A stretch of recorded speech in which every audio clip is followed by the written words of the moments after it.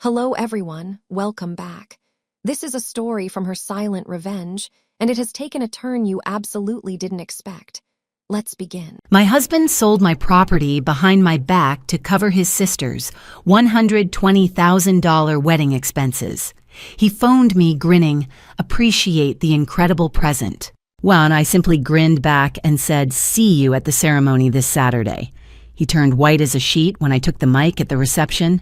The celebration fell apart. What about me? I finally got my freedom. Thank you for being here. Comment below, would you stay silent or speak up? Let me know where you're watching from. Note this story blends real lessons with creative elements for impact. Names are changed, but the message about boundaries is completely real. My name is Natalie Brooks. I'm 34 years old and I was 3 months pregnant when my husband sold my townhouse to pay for his sister's wedding. I found out over the phone.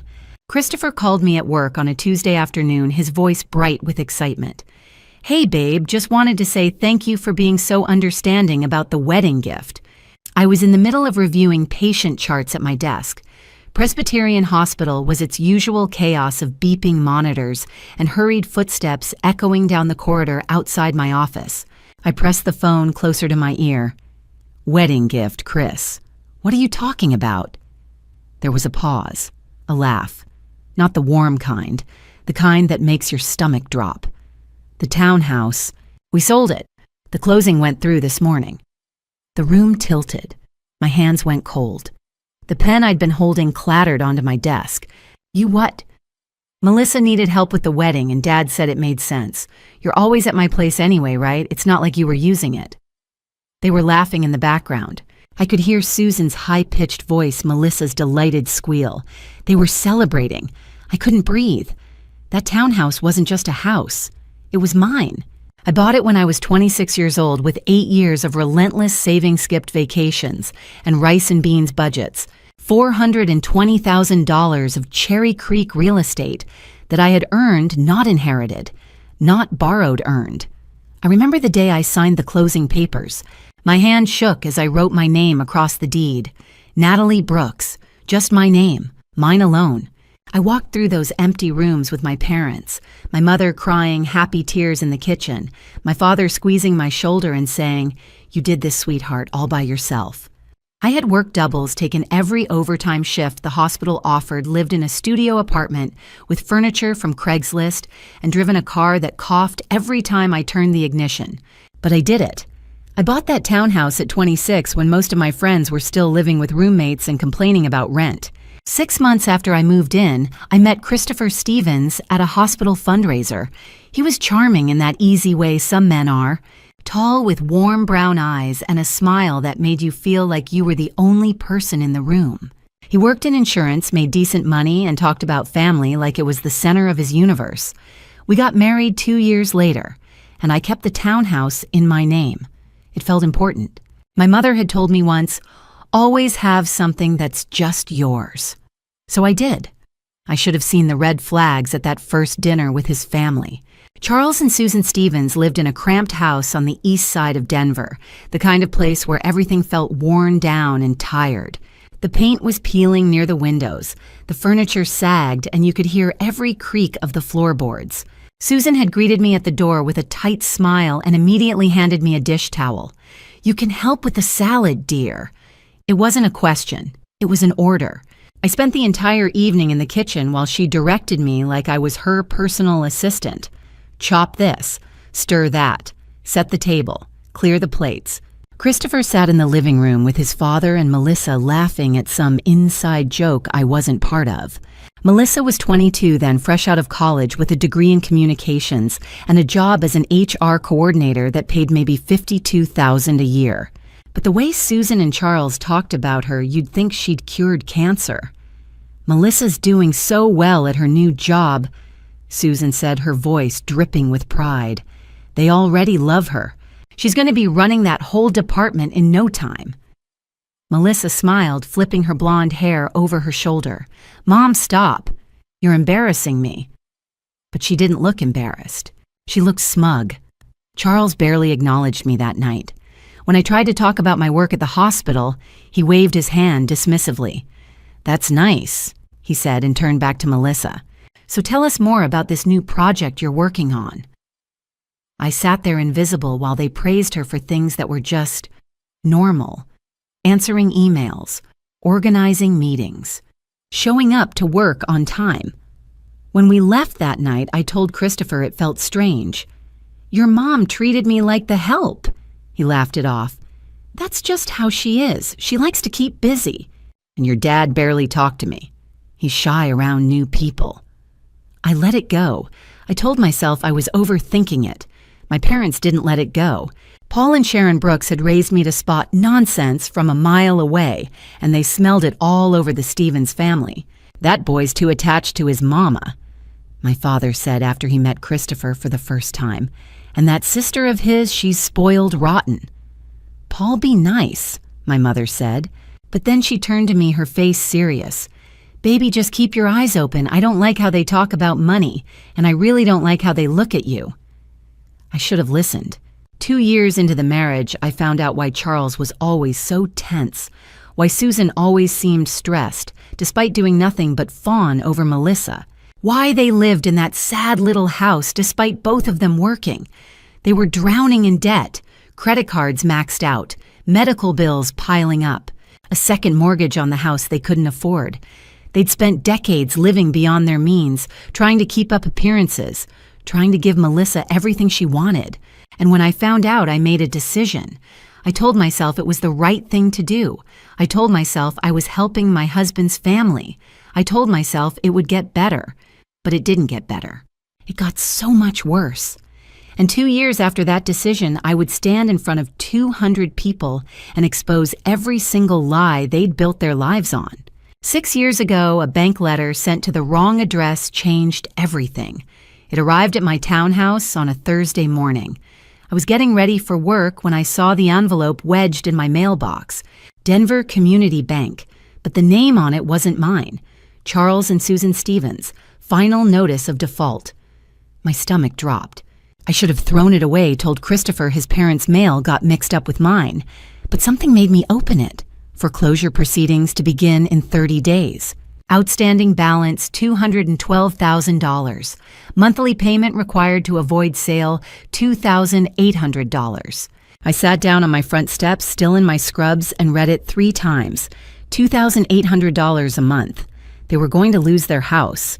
When I asked Christopher about it that evening, he looked away. Dad made some bad investments, lost most of his retirement in a business deal that went south. They've been struggling for a while. "A while, Chris, they're about to lose the house." He shrugged, like it was just one of those things. "What can we do? They're adults. They made their choices." I stared at him. This was his mother and father, the people he talked about like they hung the moon, and he was just going to let them lose everything. That night, I made a decision I would regret for the next 4 years. I set up an automatic payment from my account. $2,800 on the first of every month, sent directly to the bank under an anonymous arrangement I worked out with their loan officer. Charles and Susan would never know it was me. The payments would just show up as third-party payment on their statements. I told myself it was temporary, just until they got back on their feet. Just until Christopher found the courage to help them himself. I didn't tell anyone, not my parents, not Christopher, no one. For 3 months, it worked exactly as planned. The foreclosure notice disappeared. Charles and Susan stopped looking so haunted every time I saw them. And I felt good. I was helping. I was doing the right thing. Then Melissa borrowed my laptop. It was a Sunday afternoon at their house. I'd brought my work laptop to finish some reports while Christopher helped his dad fix the porch railing. Melissa asked if she could check her email quickly. "My phone died and I'm waiting for something important." I handed it over without thinking. She sat in the corner of the living room for maybe 10 minutes.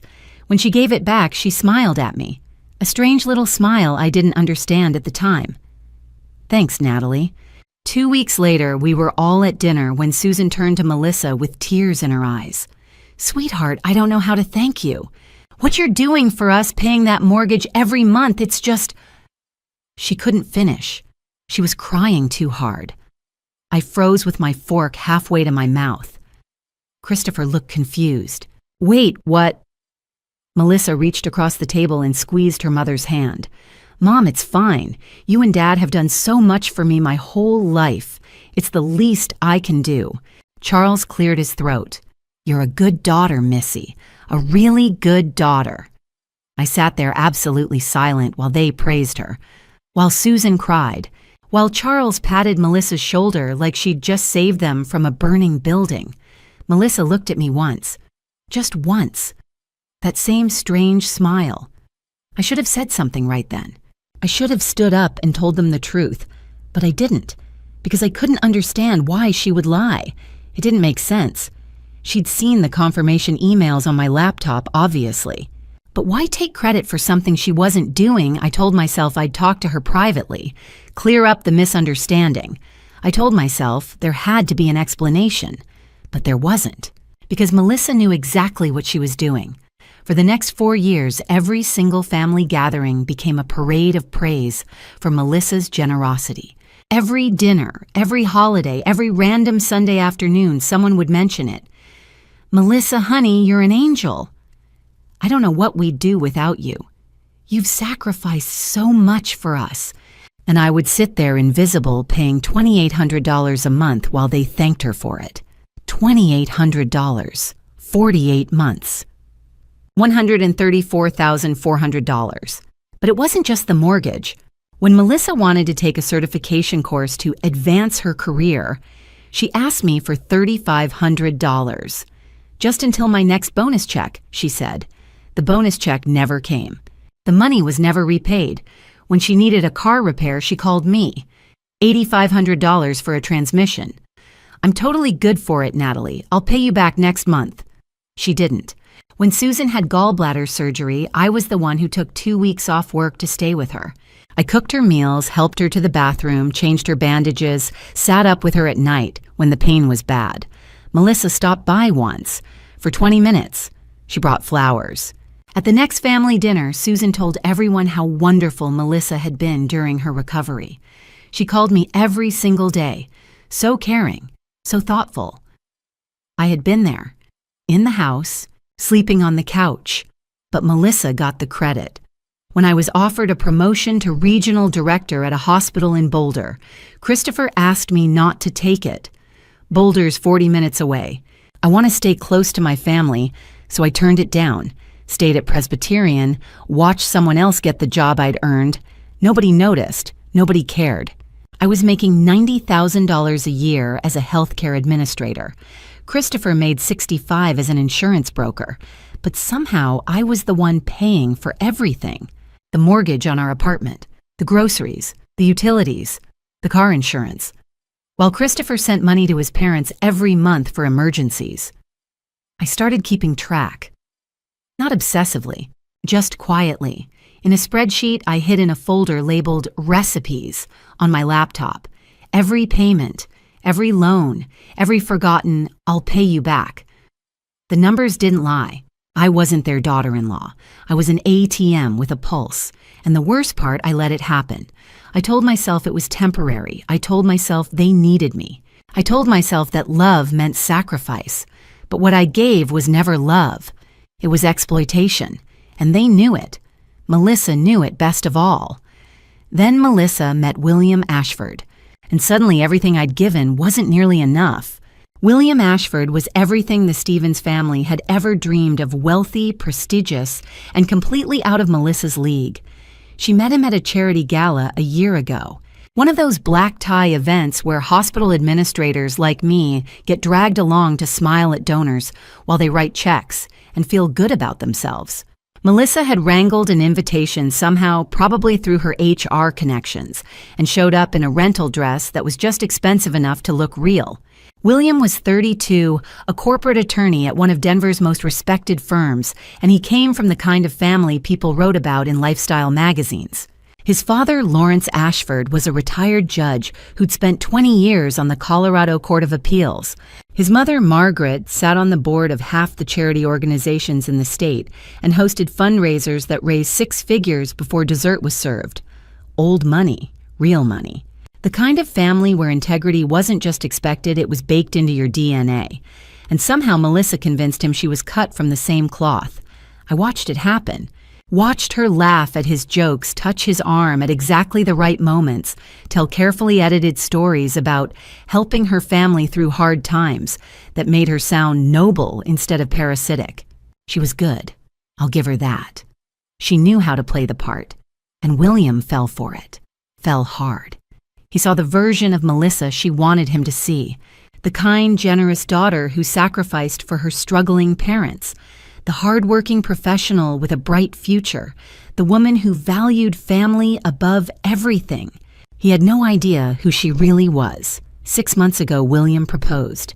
Took her to some mountaintop restaurant overlooking the Rockies, got down on one knee with his grandmother's ring, the whole fairy tale. The Stevens family lost their minds. Susan called me at work crying so hard I thought someone had died. She's engaged. William Ashford proposed. Can you believe it? I could barely get a word in. She went on for 15 minutes about the ring, the proposal, how perfect William was, how this was the best thing that had ever happened to their family. Not Melissa, their family. Charles was just as bad. The next Sunday dinner, he kept clapping William on the back like they were old friends. You're a good man's son. A really good man. We're lucky to have you. William smiled politely, clearly uncomfortable with the intensity of it all. But he was gracious. He asked Charles about his work, complimented Susan's cooking, included Christopher in conversations about sports and local politics. He was kind. That was the worst part. He was genuinely kind. And they were going to use him. The wedding planning started immediately, and it spiraled out of control within weeks. Susan sat at their kitchen table with a stack of bridal magazines and a look of manic determination. This wedding has to be perfect, she said, flipping through pages of flower arrangements that cost more than my monthly mortgage. This is our future. The Ashfords are going to be watching. We have to show them we belong. Our future, not Melissa's, theirs. Melissa wanted Thornhill Estate. Of course she did. It was one of the most exclusive venues in Colorado, a historic mansion on 50 acres with mountain views and a guest list that read like a who's who of Denver society. The rental fee alone was $25,000. The dress she chose cost $8,000. The flowers, $15,000. The catering, $40,000. A 12-piece orchestra. Custom invitations on handmade paper. A cake from a bakery that required a 6-month waiting list. The total kept climbing. $100,000, then $110,000, then $120,000. Charles sat at that same kitchen table, staring at the numbers, his face gray. We can't afford this, he said quietly. Susan's head snapped up.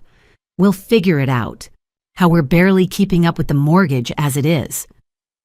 I sat there silent, knowing I was the one keeping up with the mortgage, knowing they didn't know, knowing Melissa had stolen that from me and they'd never questioned it.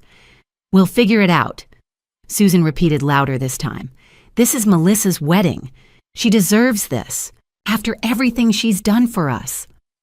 I wanted to scream. Instead, I asked, have you talked to William's family? Maybe they'd want to contribute.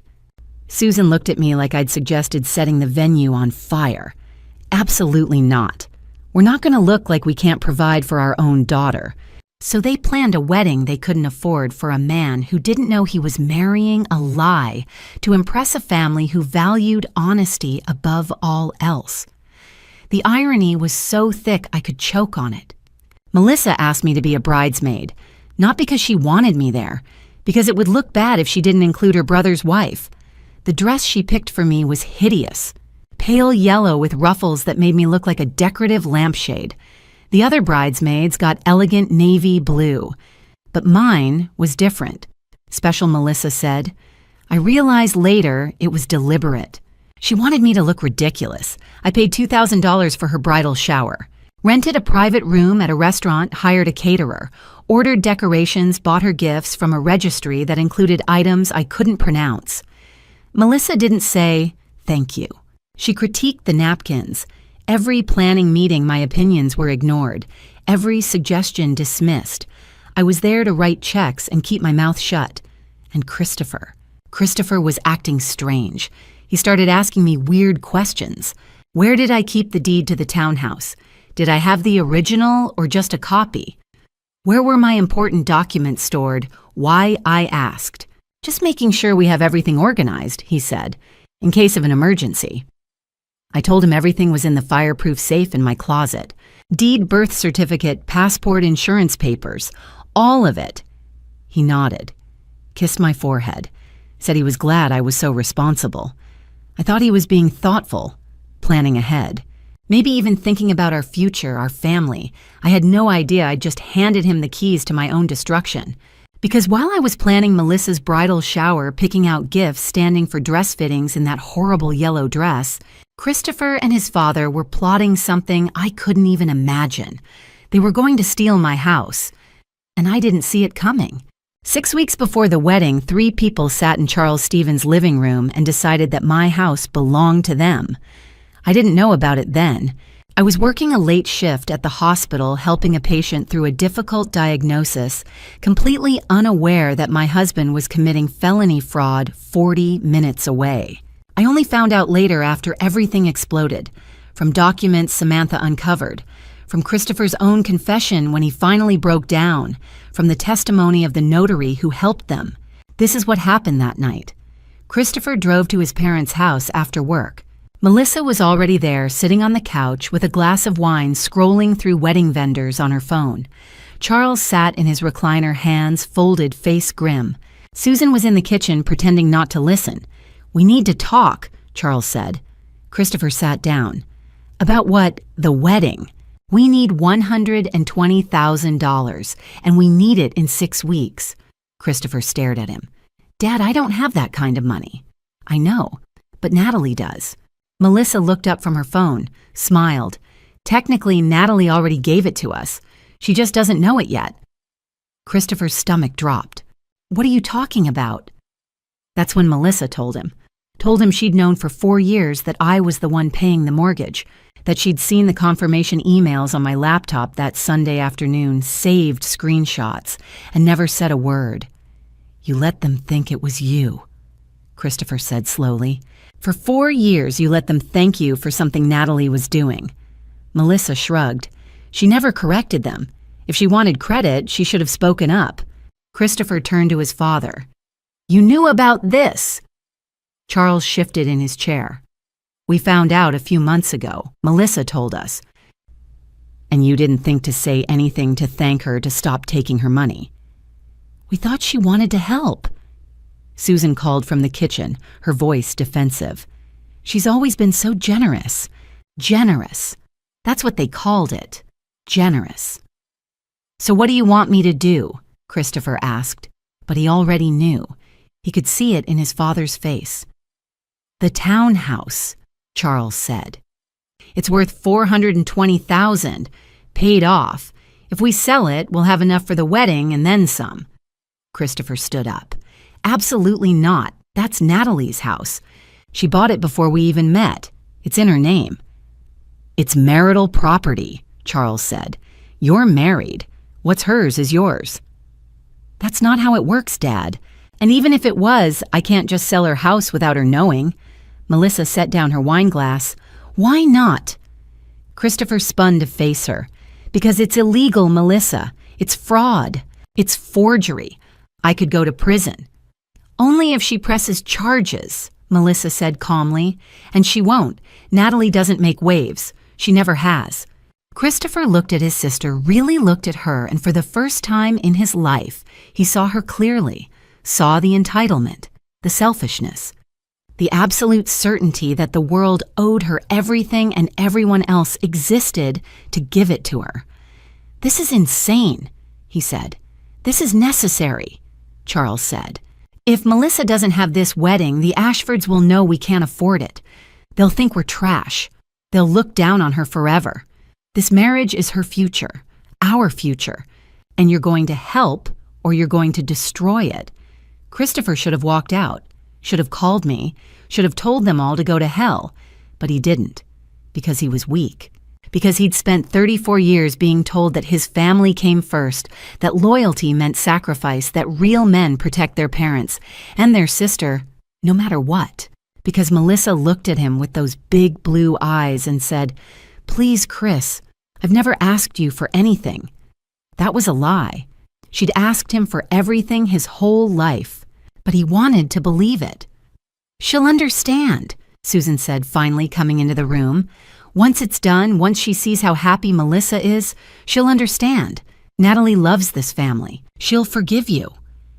He wanted to believe that too, so he said yes.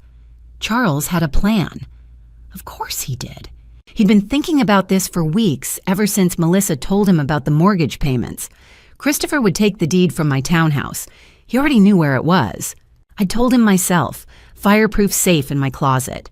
He had the combination because I'd given it to him 2 years ago in case of emergency. This was an emergency, just not the kind I'd imagined. He'd take the deed and he'd practice my signature. He'd done it before, signed my name on Christmas cards, anniversary notes, things I'd asked him to handle when I was working. He knew the loops, the slant, the pressure. Charles had a friend, a notary who owed him a favor from way back who didn't ask too many questions. They'd get the documents notarized, file them with the county, and list the house. "We'll price it to sell," Charles said. $420,000. Someone will bite fast. Cash buyer, quick close. We schedule it for right after the wedding, tell Natalie once it's done. By then, Melissa will be married, the money will be spent, and it'll be too late to undo. "What if she tries?" Christopher asked. "She won't," Melissa said again. "She won't make a fuss. She never does." And God help me, they were right. I never had. Christopher went home that night, waited until I fell asleep, and took my deed from the safe. He sat at the kitchen table for 2 hours practicing my signature on scrap paper until his hand cramped. Natalie Brooks, over and over, the tall N, the looping B, the way I crossed my T's. 3 days later, Charles brought the documents to his notary friend, got them stamped, signed, filed. 2 days after that, the townhouse was listed, $420,000. Cherry Creek, 2 bedrooms, 2 baths, move-in ready. It sold in 4 days. A man named Howard Anderson, retired engineer cash buyer looking for an investment property. He had no idea the woman selling it had never signed a single paper, had no idea he was part of a fraud. He made an offer, full price, close in 6 weeks, 3 days after the wedding. Perfect timing, Charles said. Christopher signed the acceptance, forged my name again, sent it back, and then he called me 3 weeks before the wedding to thank me for the generous gift. The closing was scheduled for 3 days after Melissa's wedding. By then, Christopher thought it would be too late for me to stop it. The money would be gone. Melissa would be married. The Ashfords would be impressed, and I would just have to accept it. He thought I'd stay quiet, thought I'd swallow it like I'd swallowed everything else. He was wrong. I found out my husband was selling my house the same way most people discover an affair by accident. It was 2 weeks before the wedding.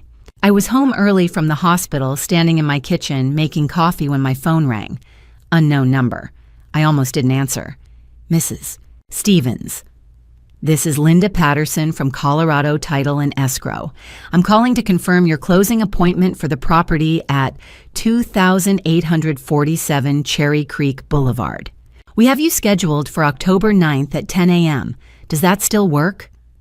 I stood there, coffee pot in one hand, phone in the other, and my brain just stopped. "I'm sorry, what?" "The closing for your townhouse sale you're selling to a Mr. Howard Anderson. We just need to confirm you'll be available to sign the final documents."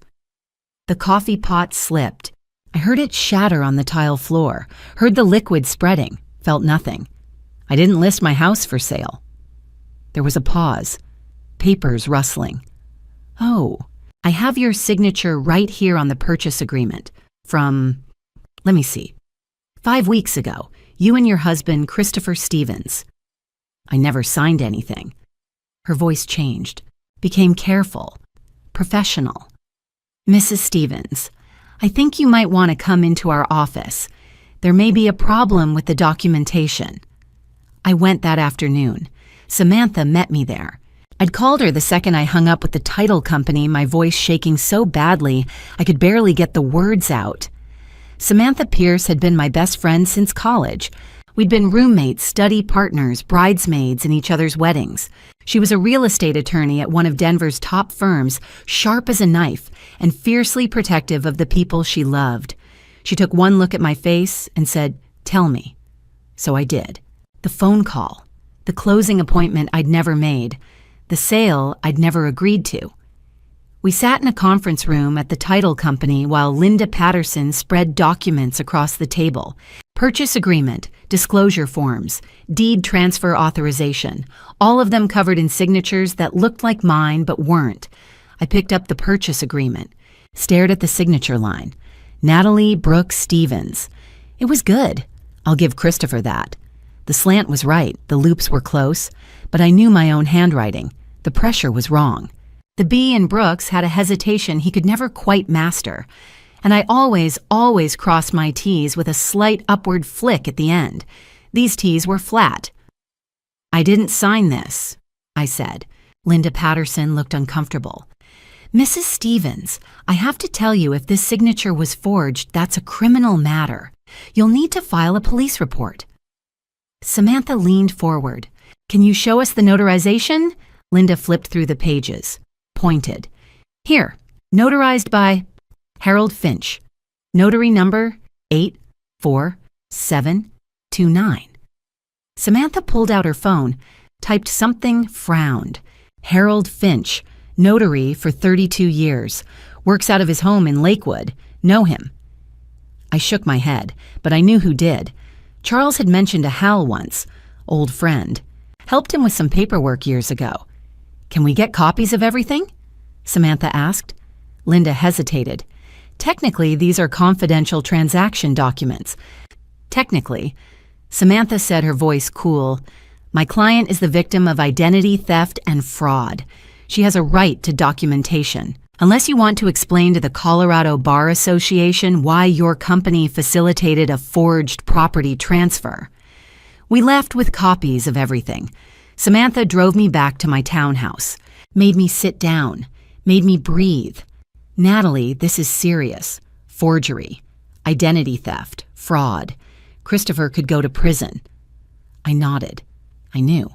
But knowing it and feeling it were two different things. "There's something else," I said. My voice sounded far away. "I'm pregnant." Samantha went very still. "What, 3 months? I told Christopher 6 weeks ago. He cried, said he was so happy, said he couldn't wait to be a dad, said we'd turn the second bedroom into a nursery." The second bedroom, in the townhouse. The townhouse he was selling. "He knew," I said. "When he forged my signature, when he listed this house, when he agreed to sell it to a stranger, he knew I was pregnant. He knew we were going to have a baby, and he sold our home anyway." Samantha reached across the table and took my hand. "What do you want to do?" That was the question. What did I want? I could call the police, file a report, have Christopher arrested, watch him get charged with felony forgery, but that would be quick, clean, over. And after 8 years of being silent, of swallowing my anger, of letting them use me and thank Melissa for it, I didn't want quick. I wanted them to know. All of them. I wanted Charles and Susan to understand what they'd raised. I wanted Melissa to see her lies exposed in front of everyone who'd ever praised her. I wanted William to know exactly who he was marrying. And I wanted it to hurt. "The wedding," I said. "Melissa's wedding. 200 guests. All of Christopher's family. All of the Ashfords. Everyone who's ever told me how generous Melissa is." Samantha looked at me for a long moment. Then she smiled. It wasn't a kind smile. "You want to blow it up." "I want to tell the truth, in front of everyone, with evidence, so they can't deny it. Can't explain it away, can't make me the villain. They'll try anyway. I know. But at least this time I won't be silent." We spent the next 4 hours planning. Samantha pulled property records, bank statements, emails. We built a timeline. Documented every lie, every forged signature, every dollar I'd paid that Melissa had taken credit for. Samantha called Mr. Anderson's attorney and explained that the seller had not in fact authorized the sale, that the signatures were forged, that if they proceeded with the closing, they'd be complicit in fraud. The sale was canceled within 2 hours, but I didn't tell Christopher that. I didn't tell anyone. I let them think everything was going according to plan. Let them think I was still in the dark, still the easy one, still the woman who never made a fuss. I went to the final dress fitting, smiled at Melissa, complimented her flowers, asked if there was anything else she needed. Christopher kissed me goodbye every morning, asked how I was feeling, brought me ginger tea for the morning sickness, rubbed my feet when they swelled. He was so attentive, so caring, such a good husband. And the whole time he thought he was 3 days away from stealing my house. I let him think it. Let them all think it. Because for the first time in 8 years of marriage, I was going to stop being the woman who made everything easy. I was going to stop swallowing my anger, stop keeping the peace, stop protecting people who'd never protected me. And it was going to start at Melissa's dream wedding. The hardest part wasn't knowing my husband had betrayed me. It was pretending I didn't. For 2 weeks, I played the role of the good wife. I smiled when Christopher came home. I let him rub my belly and ask how the baby was doing. I listened to him talk about the wedding, about how beautiful everything was going to be. And the whole time, I thought, you're selling our child's home. Every morning, he'd kiss my forehead before leaving for work. Love you, babe. Take it easy today. I'd smile. Love you too. The words tasted like ash. He brought me prenatal vitamins, set reminders to check in throughout the day. He was so attentive, so caring, the perfect husband preparing for fatherhood. Except he'd forged my signature to sell the house where we were supposed to raise our child. Except every tender gesture was a lie covering a betrayal so deep I still couldn't wrap my mind around it. But I didn't let it show. I played my part perfectly. 2 days before the wedding, we attended the rehearsal dinner at Thornhill Estate. The mansion sat on 50 acres with the Rocky Mountains rising in the distance. White columns, crystal chandeliers, marble floors, elegant in that old money way that made you feel underdressed just walking through the door. Melissa stood in the center of the grand ballroom, directing people like a general commanding troops. No, the bridesmaids need to walk slower. This isn't a race, it's my wedding. I stood in the hideous yellow dress she'd chosen for me and watched her. She caught my eye and smiled. Natalie, try not to slouch tomorrow, okay? Posture matters in photos. Of course, I said. Whatever you need. She patted my arm and turned away. This is going to be perfect. Everything I ever dreamed of. I thought about the 200 guests coming tomorrow. The moment I would take the microphone. Perfect, I thought. Yes, it will be. While Christopher and his family were consumed with wedding details, Samantha and I were working on something else entirely. 5 days before the wedding, we made the call to Mr. Howard Anderson. We sat in Samantha's office, speakerphone on, while I explained the situation. My voice was steady, calm. Mr. Anderson, my name is Natalie Brooke Stevens. I need to inform you that I did not authorize the sale of my property. The signatures on those documents were forged. Silence on the other end. My husband forged my signature. I continued. I've filed a fraud report. If you proceed with this closing, you'll be participating in a criminal transaction. Mr. Anderson's voice became careful. Mrs. Stevens, I had no idea. The title company assured me everything was legitimate. I believe you, I said, but I need you to withdraw your offer immediately. Samantha leaned forward. Mr. Anderson, this is Samantha Pierce, Mrs. Stevens' attorney. We need you to formally withdraw and notify the title company today. He didn't hesitate. I'll call them as soon as we hang up. Mrs. Stevens, I'm truly sorry this happened to you.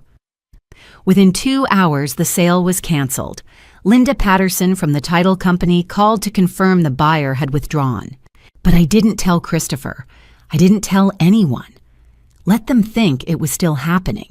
Let them keep spending money they didn't have on a wedding they couldn't afford, confident that my house would cover it all. Because while they planned toasts and seating arrangements, I was building a case. Samantha and I compiled everything. 48 months of bank statements showing automatic payments of $2,800 from my account to Charles and Susan's mortgage. $134,400. We pulled Melissa's employment records. HR coordinator, $52,000 a year. Even if she'd saved every penny after taxes, which she hadn't, she couldn't have paid that mortgage. The math didn't work. It never had, but nobody had questioned it. because nobody wanted to. We had the forged documents, the purchase agreement with my signature that wasn't quite right, the deed transfer I'd never signed, the notarization by Harold Finch Charles's old friend.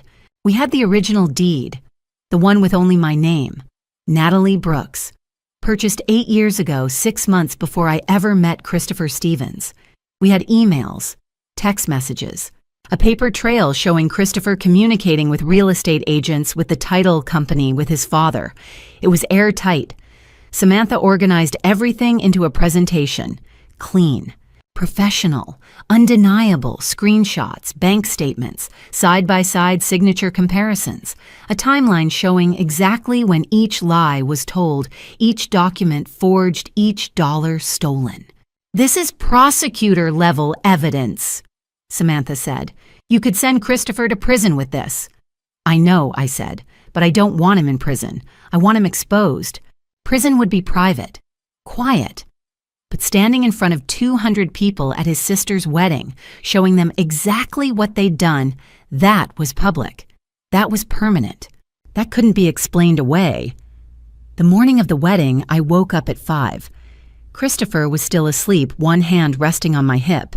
I looked at him in the dim light and tried to remember why I'd loved him. I couldn't.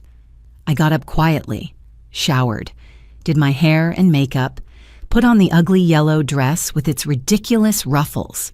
I looked in the mirror. I looked terrible. The dress was unflattering.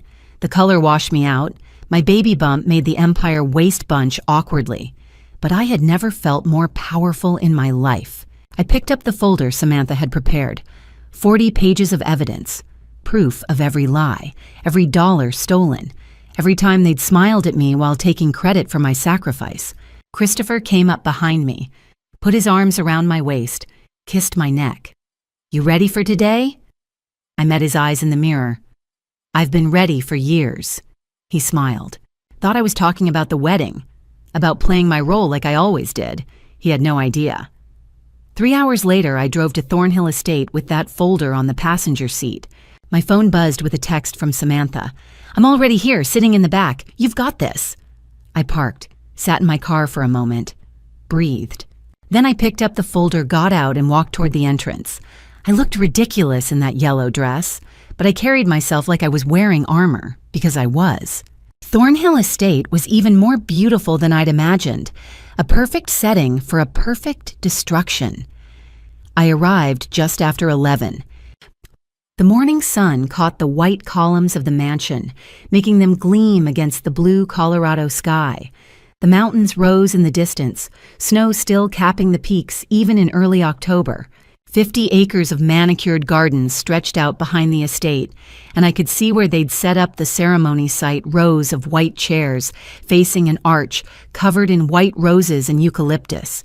$120,000 worth of perfection. I walked toward the bridal suite, my purse heavy with the folder Samantha had prepared. 40 pages, every lie, every forged signature, every stolen dollar. In the grand foyer, I could already see the divide. The Ashfords had arrived early. Lawrence stood near the windows in an impeccably tailored suit, talking quietly with another man I recognized from the Denver Bar Association. Margaret was speaking with the wedding coordinator, her posture perfect, her voice calm and measured. Their guests were the same understated elegance, quiet confidence, the kind of people who'd grown up with money and didn't need to prove it. The Stevens family, by contrast, was loud. Susan had overdone everything. Her dress was too formal, too much jewelry hair sprayed into a helmet that wouldn't move in a hurricane.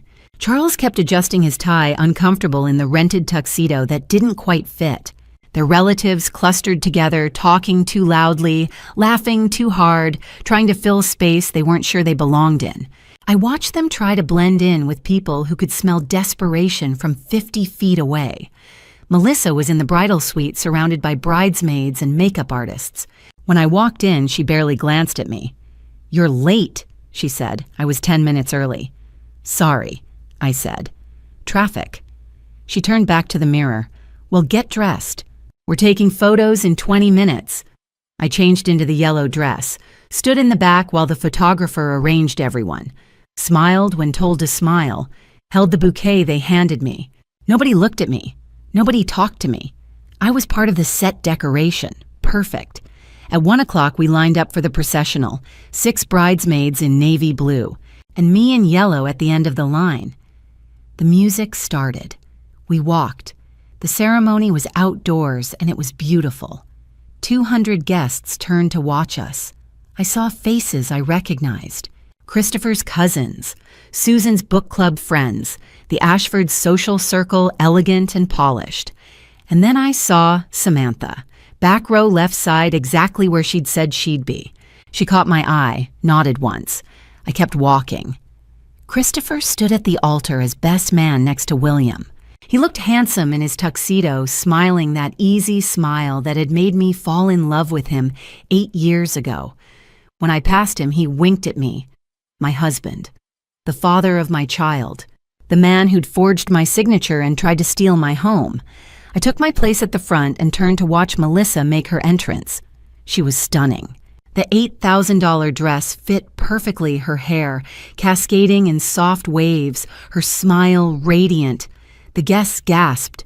Cameras flashed. She walked down the aisle on Charles's arm, and I watched my father-in-law's face. He was crying, proud, emotional, playing the role of devoted father giving away his precious daughter. The man who'd orchestrated fraud to pay for this moment. Melissa reached the altar. Charles kissed her cheek, shook William's hand, and took his seat next to Susan, who was already sobbing into a monogrammed handkerchief. William looked at Melissa like she hung the moon, and for just a second I felt something like guilt. William was a good man. He'd done nothing wrong. He was standing there genuinely in love, about to marry a woman who'd been lying to him from the start. In a few hours, I was going to destroy his happiness in front of everyone he knew. But then I looked at Christopher, saw him smiling, saw him glance at his parents, at Melissa's satisfaction written all over his face. Everything was going according to plan. The house would close in 3 days. The money would cover the wedding, and then some. Melissa would be married to an Ashford. The Stevens family would finally have the status they'd always craved, and I would just accept it, because I always did. The guilt vanished. The ceremony was short. Traditional vows. I do. I do. The kiss. Applause. Melissa and William walked back down the aisle as husband and wife beaming while 200 people cheered. I filed out with the other bridesmaids, smiled for more photos, stood in the background while Melissa and William posed with their families. Margaret Ashford hugged Melissa warmly. "Welcome to the family, dear." Susan grabbed Melissa's hand. "You did it, baby. You really did it." Christopher found me during cocktail hour, put his arm around my waist, kissed my temple. "You okay? I know standing for that long can't be comfortable with the baby." So considerate, so caring. "I'm fine," I said. "Good, come on, they're seating us for dinner." The reception was held in the grand ballroom, crystal chandeliers, tall windows overlooking the mountains, tables set with ivory linens and gold chargers and centerpieces that probably cost more than most people's monthly rent. I sat at the head table, Christopher on one side, one of Melissa's college friends on the other. The folder was in my purse under my chair. I could feel it there, waiting. Dinner was served. Filet mignon, roasted vegetables, wine I didn't drink because of the baby. Conversation flowed around me. Laughter, toasts from various tables. Christopher reached over and squeezed my hand. "You've been so quiet today," he said. "You feeling okay?" "Just tired." "I know. But hey, at least you don't have to give a speech, right?" He grinned. "We both know public speaking isn't your thing. You can just relax and enjoy the party." I looked at him, at his smile, at the absolute confidence in his eyes. "Oh, honey," I said softly. He squeezed my hand again, turned to talk to his father at the next table. The best man speech was coming. Christopher had been preparing for weeks. He was going to talk about Melissa, about family, about the sacrifices good people make for the ones they love. He was going to stand up in front of 200 people and lie. And then I was going to tell the truth. I watched him laugh with Charles, watched them clink glasses, watched them celebrate. Christopher raised his glass and smiled at the room. He had no idea he was about to confess to 200 people. My husband stood before 200 people and thanked me for a gift I'd never given. That's when I knew it was time. The best man speech came right after dinner. The DJ handed Christopher the microphone and the room quieted. Glasses clinked. People settled into their seats, smiling, ready for the traditional tribute to the bride. Christopher stood handsome in his tuxedo and looked around the room with that easy confidence I'd once found charming. Good evening, everyone. For those who don't know me, I'm Christopher Stevens, Melissa's older brother, and very proud best man. Applause. Laughter. The room was warm, full of good wine and expensive food and the glow of a beautiful wedding. I'm not great at speeches, Christopher continued smiling self-deprecatingly, but I wanted to say a few words about my sister and about what it means to be family. I sat 3 feet away from him, hands folded in my lap, face neutral. The folder was still in my purse under my chair, waiting. Melissa and I grew up in a house that didn't have much, Christopher said. His voice took on that sentimental tone people use when they want to sound humble. Our parents worked hard, but times were tough. There were moments when we weren't sure we'd be able to keep our house. Charles and Susan, sitting at a nearby table, nodded. Susan dabbed at her eyes with her napkin. But Melissa never complained, never asked for anything she didn't need. And when things got really hard about 4 years ago when Mom and Dad were facing foreclosure, Melissa did something incredible. Here it comes, I thought. My baby sister took on their mortgage, $2,800 a month, every month, for 4 years. Christopher's voice swelled with pride. She paid it out of her own salary, never asking for recognition, never expecting anything in return, just because she loves our parents. The room erupted in soft murmurs of approval. I heard someone behind me say, "What a generous daughter." Melissa's face glowed. She looked down modestly, but I could see the satisfaction in her smile. I felt my jaw tighten. 4 years. $134,400. My money, my sacrifice. And she sat there accepting praise for something she'd never done. But I didn't move, not yet. Christopher turned to look at William. Well, you're getting a woman who understands what family means, who knows how to sacrifice for the people she loves. You're a lucky man. William reached over and squeezed Melissa's hand, looked at her like she was the most wonderful person in the world. I almost felt sorry for him. But Aunt Christopher continued turning now to look at me. Melissa isn't the only generous person in our family. My wife Natalie has been just as incredible. My heart started to pound, slowly, steadily. When Melissa got engaged, we all knew she deserved a wedding like this. Something beautiful. Something worthy of the amazing woman she is. Christopher gestured around the ballroom at the chandeliers and the flowers and the orchestra tuning up in the corner. But this kind of wedding isn't cheap. And our family, well, we didn't have the resources. He paused, looked at me with what he probably thought was warmth, what he probably thought was love. So Natalie did something extraordinary. She gave us her townhouse, the one she bought 8 years ago, the one she worked so hard for. She signed it over so that Melissa could have this day. The room exploded in applause. People turned to look at me, smiling, nodding approval. I heard someone say, "That's true family."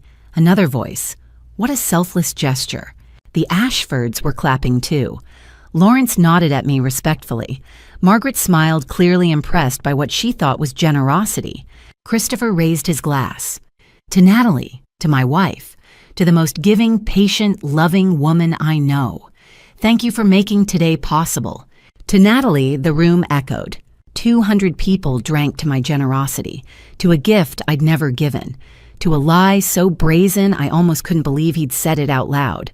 Christopher looked at me waiting, expecting me to smile, to nod, to accept the praise like I'd accepted everything else for 8 years. I stood up, slowly, carefully. My chair scraped against the floor. The room's attention shifted. Christopher's smile faltered just slightly. "Babe." I walked over to him, reached out my hand. He looked confused for half a second, then understanding lit his face. Of course, I wanted to say something, add to the tribute, tell everyone how happy I was to help. He handed me the microphone. I took it, turned to face the room, 200 faces looking at me expectantly, some curious, some still smiling. I found Samantha in the back. She was standing now, ready. I found Melissa at the head table. Her face had changed. The smile was gone. Her eyes were wide, and I saw something I'd never seen before in 8 years of knowing her: fear. William looked curious, interested, waiting to hear what his new sister-in-law had to say. And Lawrence Ashford, former judge man who'd spent 20 years evaluating testimony and detecting lies, was watching me with an expression I recognized. He sensed something was wrong. I cleared my throat. The microphone crackled softly. "Thank you, Chris. That was a beautiful speech." My voice was steady, calm. "I do want to say a few words. I hope you don't mind." "Of course not," Christopher said. He was still smiling, but it was tighter now, uncertain. I looked at Melissa. She was gripping the edge of the table. I looked at Charles and Susan. They were watching me with growing unease. I looked at the 200 guests, at the Ashfords, at the friends and family who'd spent the last 8 years praising Melissa for sacrifices she'd never made. "I have documentation for everything I'm about to say," I said quietly. "Bank statements, legal documents, testimony. So please let me finish." The room went very, very still. Christopher's smile disappeared completely. "Natalie, what are you—" "Let me finish," I repeated. My voice was still calm, but there was steel underneath it now. Samantha was already moving toward the front folder in hand. I looked at Christopher, at my husband, at the father of my child. "You said I gave you my townhouse, that I signed it over for Melissa's wedding." I paused, let the words hang in the air. "That's not quite true, Chris." I watched his face go pale. "Let me tell you what actually happened." 200 people went silent, and I told them the truth. "I didn't sell my townhouse," I said. My voice was steady, calm, carrying clearly across the ballroom. "I didn't gift it to anyone. In fact, I only found out it was being sold 2 weeks ago, when the title company called to confirm my closing appointment." The room was so quiet I could hear the chandelier crystals tinkling softly overhead. Christopher's face had gone white. "Natalie, this isn't—" "Let me finish," I said, not loud, not angry. "Just firm." He closed his mouth. I turned to Samantha, who was already at my side.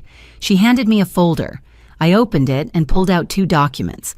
"This," I said, holding up the first page, "is the original deed to my townhouse at 2847 Cherry Creek Boulevard, purchased 8 years ago for $420,000.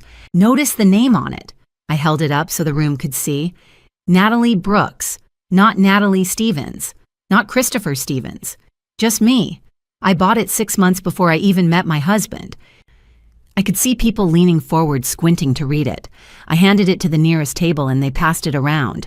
"And this," I said, holding up the second document, "is the purchase agreement Christopher signed 3 weeks ago, selling my house to a man named Howard Anderson for $420,000. I held up both documents side by side. Same property. But look at the signature on the purchase agreement. Samantha handed me a magnified comparison she'd prepared. 2 signatures, mine from the original deed, the forged one from the purchase agreement. "They're similar," I said, "but they're not the same.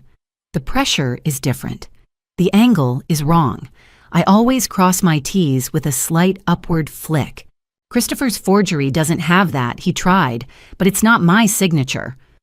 The room erupted in whispers. I heard someone say, "Oh my God," another voice. "He forged it." Christopher stood up. "That's not Natalie. You're making this sound. Am I—" I looked at him. "Then tell me, Chris, when did I sign this document?" He opened his mouth, closed it. Nothing came out. "You can't," I said, "because I never did." That's when Lawrence Ashford stood up. William's father was a man who commanded respect without trying. Tall, silver-haired, with the kind of presence that came from 20 years as a judge. He walked toward me, hand outstretched. "May I—" I handed him both documents. He studied them for a long moment, his trained eye moving between the signatures. The room watched him, waited. Finally, he looked up. His voice was quiet but carried authority. "These signatures are not the same," he said. "The discrepancies are clear. Mrs. Stevens, do you have the original notarization documents?" "Yes, Your Honor." I pulled them from the folder. "Notarized by Harold Finch. I've never met Mr. Finch, but my father-in-law has known him for 30 years. Lawrence examined the notarization, looked at Charles Stevens. His expression hardened. "This is fraud," Lawrence said simply. "Forgery, identity theft. These are felonies." The word hung in the air. Felonies. Christopher's face was no longer just pale. It was gray. "Dad, I can explain." Charles stood up quickly, trying to leave, but people were staring. There was nowhere to go. Then a man I recognized stood up from a table near the back. Mr. Howard Anderson, the buyer, the man who'd thought he was purchasing a legitimate property. "I can confirm Mrs. Stevens's account," he said. His voice was calm but firm.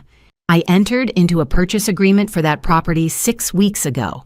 I dealt exclusively with Christopher Stevens.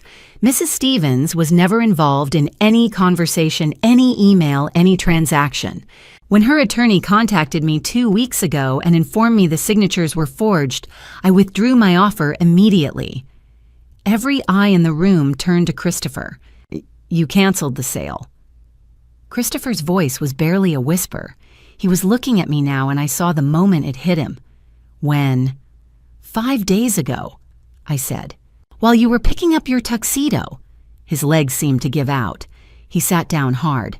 "So just to be clear," I continued, turning back to the room, "there was no gift. There was no generous gesture. There was fraud. My husband forged my signature, listed my house without my knowledge or consent, and planned to close the sale 3 days after this wedding. He was going to tell me after it was too late to stop." I paused. Let that sink in. Then I touched my belly, the small bump that was just starting to show under my dress. "I'm 3 months pregnant," I said quietly. The room gasped. I saw Margaret Ashford's hand fly to her mouth. I saw women at several tables lean forward, horror dawning on their faces. "I told Christopher about the baby 6 weeks ago. He cried, said he was so happy, said he couldn't wait to be a father." My voice cracked just slightly, but I steadied it. "And then he forged my signature and sold the house where we were supposed to raise our child. He sold our baby's home for this." I gestured around the ballroom, at the flowers, the chandeliers, the 12-piece orchestra. "For a party." The silence was deafening. William had turned to Melissa. His face was rigid, jaw clenched. "Did you know about this?" Melissa looked like a trapped animal. Every eye was on her now. She couldn't lie, couldn't spin it. There was nowhere to hide. "Yes," she whispered. Then, as if realizing how that sounded, she tried to explain. "But it was for our wedding. For us. I thought—" "You thought what?" William's voice was ice. "You thought it was okay to steal from your brother's pregnant wife." "It's not stealing if she wasn't using it," Melissa said. And I watched her realize her mistake the second the words left her mouth. Someone in the crowd said, "Oh my God." William stood up, stepped away from the table, away from his bride of 2 hours. "You knew," he said. "You knew he was committing fraud and you let it happen. You participated." Melissa reached for him. "Will, please." He pulled his hand back. "Don't." I watched Lawrence Ashford's face harden into something cold and judicial. I watched Margaret turn to her son, her expression stricken. I watched the room collectively recoil from the Stevens family. Christopher was sitting with his head in his hands. Charles looked like he might be sick. Susan was crying, but these weren't happy tears anymore. I looked out at 200 faces, some shocked, some angry, some sympathetic, many of them holding up phones recording every word. This would be online within the hour. Everyone would know. "But that's not all," I said softly. The room's attention snapped back to me. I reached into the folder and pulled out a stack of papers, bank statements, 48 pages. "Christopher said Melissa paid your parents' mortgage for 4 years. $2,800 a month. Such a generous daughter, right? I held up the first statement, then the second, then the third. 48 months of bank statements. Every single automatic payment of $2,800. Every single one from my account, my name, my money. I looked at Melissa. She'd gone white as her wedding dress. Not Melissa's, I said, mine. Can you imagine standing there 3 months pregnant, watching your husband's entire world crumble because of his own lies? If that grabbed you, and you're still here, leave a 1 in the comments so I see you. Just a note, some details ahead are enhanced for storytelling purposes. If that doesn't work for you, this is a good place to stop, but what happens when the room erupts after this? That's coming next. The room went completely silent, and Melissa started to cry. Not delicate tears, not the kind brides cry at their weddings. These were ugly, panicked sobs that made her mascara run in black streaks down her face. I held up the first bank statement, October 4 years ago. An automatic payment of $2,800 from my checking account to Charles and Susan Stevens Mortgage Company. This is month 1, I said. My voice was still calm, still steady. I set up this payment after I found out Christopher's parents were facing foreclosure. I did it in secret because I didn't want recognition. I just wanted to help my husband's family. I held up another statement. Month 2, November, $2,800. Another. Month 3, December, $2,800. I kept pulling them out, one after another. The room watched in silence. Month 6, month 12, month 24. I spread them across the nearest table. 48 pages of proof. 48 months. 4 years. Every single month, $2,800 automatically withdrawn from my account. Samantha was passing copies through the crowd now. People were looking at them, reading my name, seeing the dates.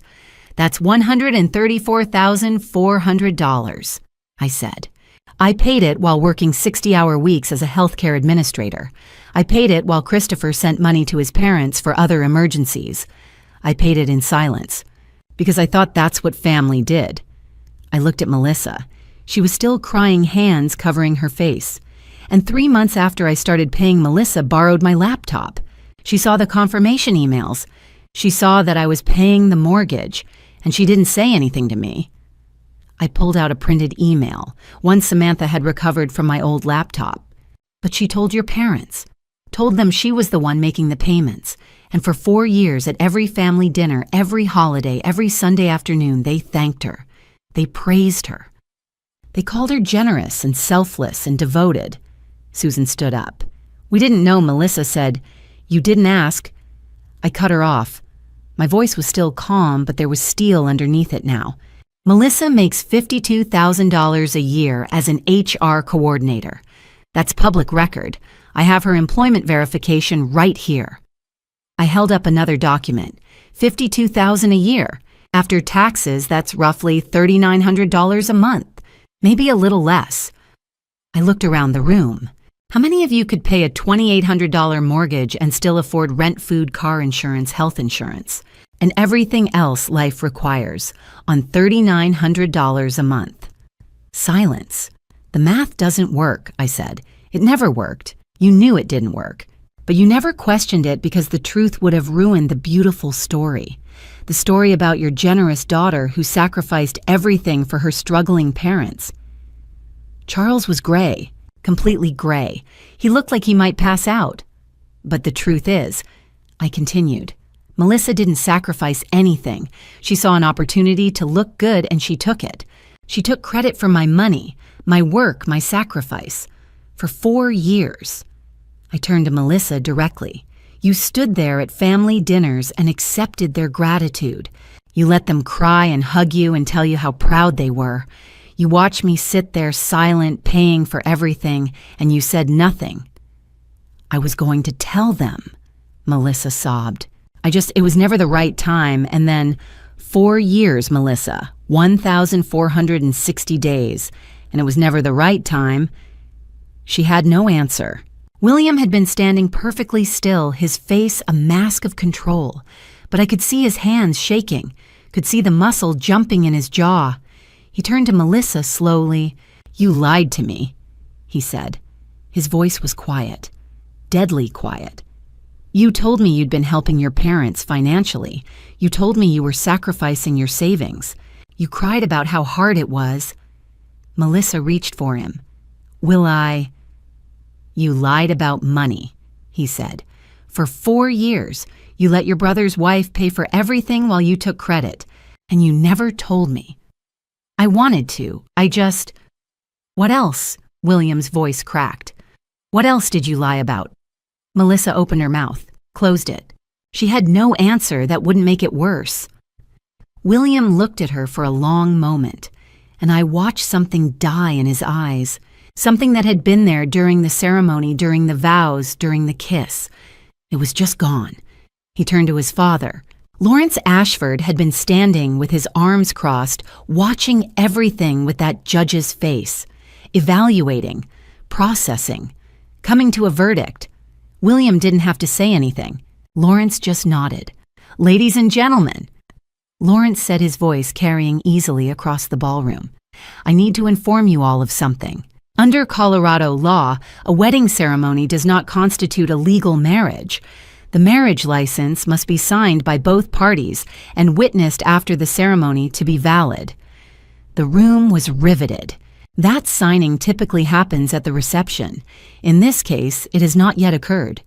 He looked at Melissa and his face was cold. "And it will not be occurring. My family will not be signing any documents tonight. This marriage, therefore, is not and will not be legally recognized." The room exploded in gasps and whispers. Melissa's face went from red to white. No, Lawrence, please, we can fix this. We can—" "There is nothing to fix," Lawrence said. "My son has married into a family that has committed fraud, forgery, and identity theft, a family that has lied systematically for years. The Ashford name will not be legally attached to this situation." Margaret stood beside her husband, her face set. United front. "Will," Melissa begged, turning to him, "please. I made mistakes, but I love you. Please."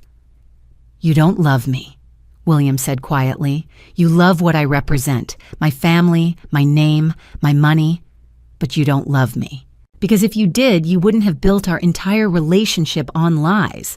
He took off his wedding ring, the one they'd exchanged 2 hours ago, set it on the table. "I'm sorry," he said, and he actually meant it. I could hear it in his voice.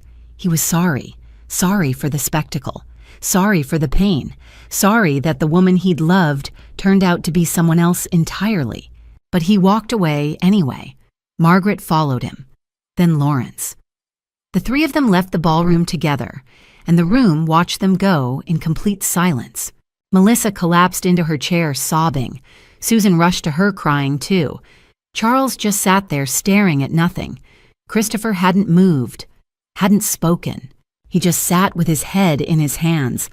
I looked around the ballroom at 200 faces staring at me, some sympathetic, some shocked, some angry at the Stevens family, some angry at me for ruining a wedding. I didn't care. I had told the truth. I had shown them the evidence.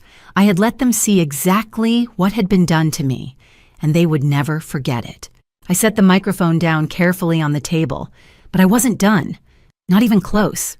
The silence lasted exactly 5 seconds. Then chaos. Voices erupted across the ballroom. Chairs scraped. People stood. Some rushed toward the exits. Others pulled out their phones, already texting, already posting. The whispers became a roar. I stood there, still holding the stack of bank statements, and watched 200 people try to process what they'd just witnessed. Lawrence Ashford was already at the door, Margaret beside him, William ahead of them both.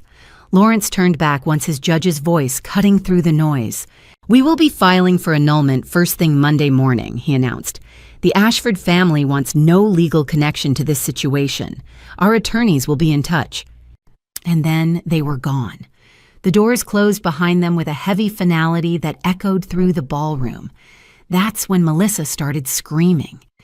"You She was pointing at me, mascara streaked down her face, her perfect wedding dress somehow looking tragic now instead of beautiful.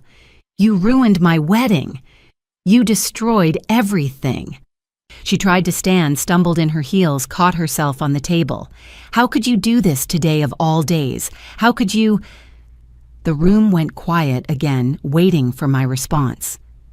I looked at her, at this woman who'd stolen credit for my sacrifice for 4 years, who'd known her brother was committing fraud and said nothing, who'd stood there 2 hours ago and married a good man while lying to him about everything. "No, Melissa," I said quietly. "You ruined it when you decided to steal from me, when you lied to William, when you helped Christopher forge my signature. You did this, not me. I just told the truth." "The truth?" She laughed a wild, broken sound. "You wanted to humiliate me. You wanted to destroy me. I wanted you to stop taking credit for my life." Melissa opened her mouth to say something else, but Susan was there now, pushing past people, her face red and furious. "How could you do this to our family?" Susan demanded. "We welcomed you. We treated you like a daughter. And this is how you repay us." I stared at her. "You treated me like an ATM, and you're still pretending you didn't." "We didn't know," Susan insisted. Melissa said, "You never asked, because you didn't want to know." Christopher appeared at my side, his hand reaching for my arm. "Natalie, please, let's just talk. Privately. We can fix this." I stepped back before he could touch me. "Don't," I said. "Babe, please, just give me 5 minutes." Samantha materialized between us like a shield. Her voice was professional but left no room for argument. "Step back, Christopher. Everything goes through the court now. Divorce papers will be filed Monday. Do not contact my client. Do not approach her. Do not call her. Anything you want to say goes through your attorney. Are we clear?" Christopher looked at her, then at me. His face was desperate. "Natalie, I made a mistake, but we can work through this. We have a baby coming." "You forged my signature," I said. My voice was steady, calm. "You tried to sell my house. You committed fraud. There's nothing to work through. There's only legal consequences. I was trying to help my family by stealing from your pregnant wife." He had no answer for that. Charles appeared gray-faced and silent. He looked at me once, and I saw something that might have been shame, or maybe just fear of what was coming. The legal trouble, the criminal charges, the exposure. He didn't say anything, just stood there while his family fell apart around him. And then I heard a voice I knew, the voice that had warned me 8 years ago, the voice that had tried to protect me from the beginning. Natalie, my father. Paul Brooks pushed through the crowd, my mother Sharon right behind him. They reached me and my mother immediately put her arms around me. "We're taking you home," she said softly. "I can drive." "We're taking you home," my father repeated. His voice was firm, protective. He looked at Christopher, at Susan, at the whole Stevens family. "You stay away from my daughter, all of you. If any of you contact her, I'll file for a restraining order myself." Samantha nodded. "I'll handle it from here, Mr. Brooks. Get her out." My parents flanked me and we started walking toward the exit. The crowd parted, 200 people watching, some sympathetic, some judgmental, some still recording every moment on their phones. I didn't look down, didn't hide my face. I walked through that ballroom in my ridiculous yellow dress with my head held high. Behind me, I could hear Melissa still crying, could hear Susan's voice shrill and defensive, could hear the orchestra which had stopped playing entirely, could see the perfect flowers, the untouched cake, the empty chair where William had sat. $120,000, 2 hours of marriage, and it was over. We passed the doors, stepped into the cool evening air. October in Colorado, the mountains dark against the sky, the stars coming out. My mother held my hand. My father's arm was around my shoulders. Samantha walked behind us, still alert, still ready to protect if Christopher followed. But he didn't follow. None of them did. The car ride home was quiet. My parents didn't ask questions, didn't tell me what to do. just drove me to my townhouse in Cherry Creek and waited while I unlocked the door. "Do you want us to stay?" my mother asked. I shook my head. "I'm okay. I'm actually okay." She hugged me tight. My father kissed my forehead. "You did the right thing," he said. "I'm proud of you." "We both are," my mother added.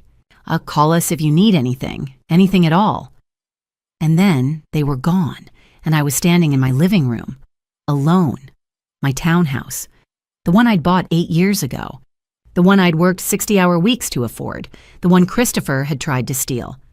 I walked through the room slowly, the kitchen where I'd gotten the phone call that changed everything, the bedroom where I'd gotten ready this morning, putting on that ugly yellow dress like armor, the second bedroom empty, waiting to become a nursery, my home, still mine, still here. My phone started buzzing, text after text after text, all from Christopher. "Please answer. We need to talk. I'm sorry. Please, just 5 minutes. I can explain. Natalie, please. I love you. Think about the baby. Please." They kept coming. I watched the number climb, 10 texts, 20, 40. By the time I finally turned my phone face down on the counter, it was 89 messages, 89 attempts to control the narrative, to explain away fraud, to make me feel guilty for telling the truth. I didn't read a single one. Instead, I went to my bedroom, took off the yellow dress, hung it in the back of my closet. I'd keep it, not as a reminder of humiliation, but as a reminder of the day I finally stopped being silent. I changed into comfortable clothes, made myself a cup of tea, sat on my couch in my house and just breathed. Somewhere across Denver, Melissa was crying in her wedding dress. Christopher was panicking. Charles and Susan were realizing that everything they'd built on lies was crumbling. The Ashfords were filing for annulment. Samantha was preparing divorce papers. Videos of the exposure were probably already spreading across social media. But I was here, in my home. Safe, free, pregnant with a daughter I would raise to speak up, to set boundaries, to never let anyone take credit for her sacrifices. My phone buzzed again. I ignored it. I'd spent 8 years letting other people write my story, letting them tell me who I was, what I owed, how much I should give. But that was over now. I walked to my front door, looked at it, my door, my house, my life. Christopher sent 89 texts that night. I didn't read a single one. It was time I wrote my own story. That night, I slept in my own bed without pretending for the first time in 8 years. My parents had wanted to stay, but I needed to be alone, to process, to breathe. After they left, I stood in my bathroom and looked at myself in the mirror, hair pulled back, no makeup. I looked tired, but I didn't look defeated. I took a long shower, let the hot water wash away the ballroom, the speeches, the chaos. When I touched my belly, felt the small curve that was just starting to show, I said it out loud. "We're safe now." My daughter, growing inside me while I'd exposed the truth in front of 200 people. She'd never know a mother who stayed silent, who accepted being used, who let others write her story. I climbed into bed and closed my eyes. For the first time in years, I didn't lie awake wondering what Christopher was thinking. Didn't rehearse conversations, didn't calculate money transfers. I just slept. When I woke Sunday morning, my phone was vibrating so hard it had moved halfway across my nightstand. 200 missed calls, 347 text messages, 82 voicemails, and a notification you've been mentioned in 2,847 posts. I sat up slowly, heart pounding, and opened the first notification. The hashtag Thornhill wedding exposure was trending. Number 3 in the United States. Someone had live streamed the entire thing. I watched the video with shaking hands. There I was, standing in that yellow dress, taking the microphone from Christopher, showing the bank statements, revealing the pregnancy, watching William walk away. Posted at 9:37 last night, 11 hours ago, 2.3 million views.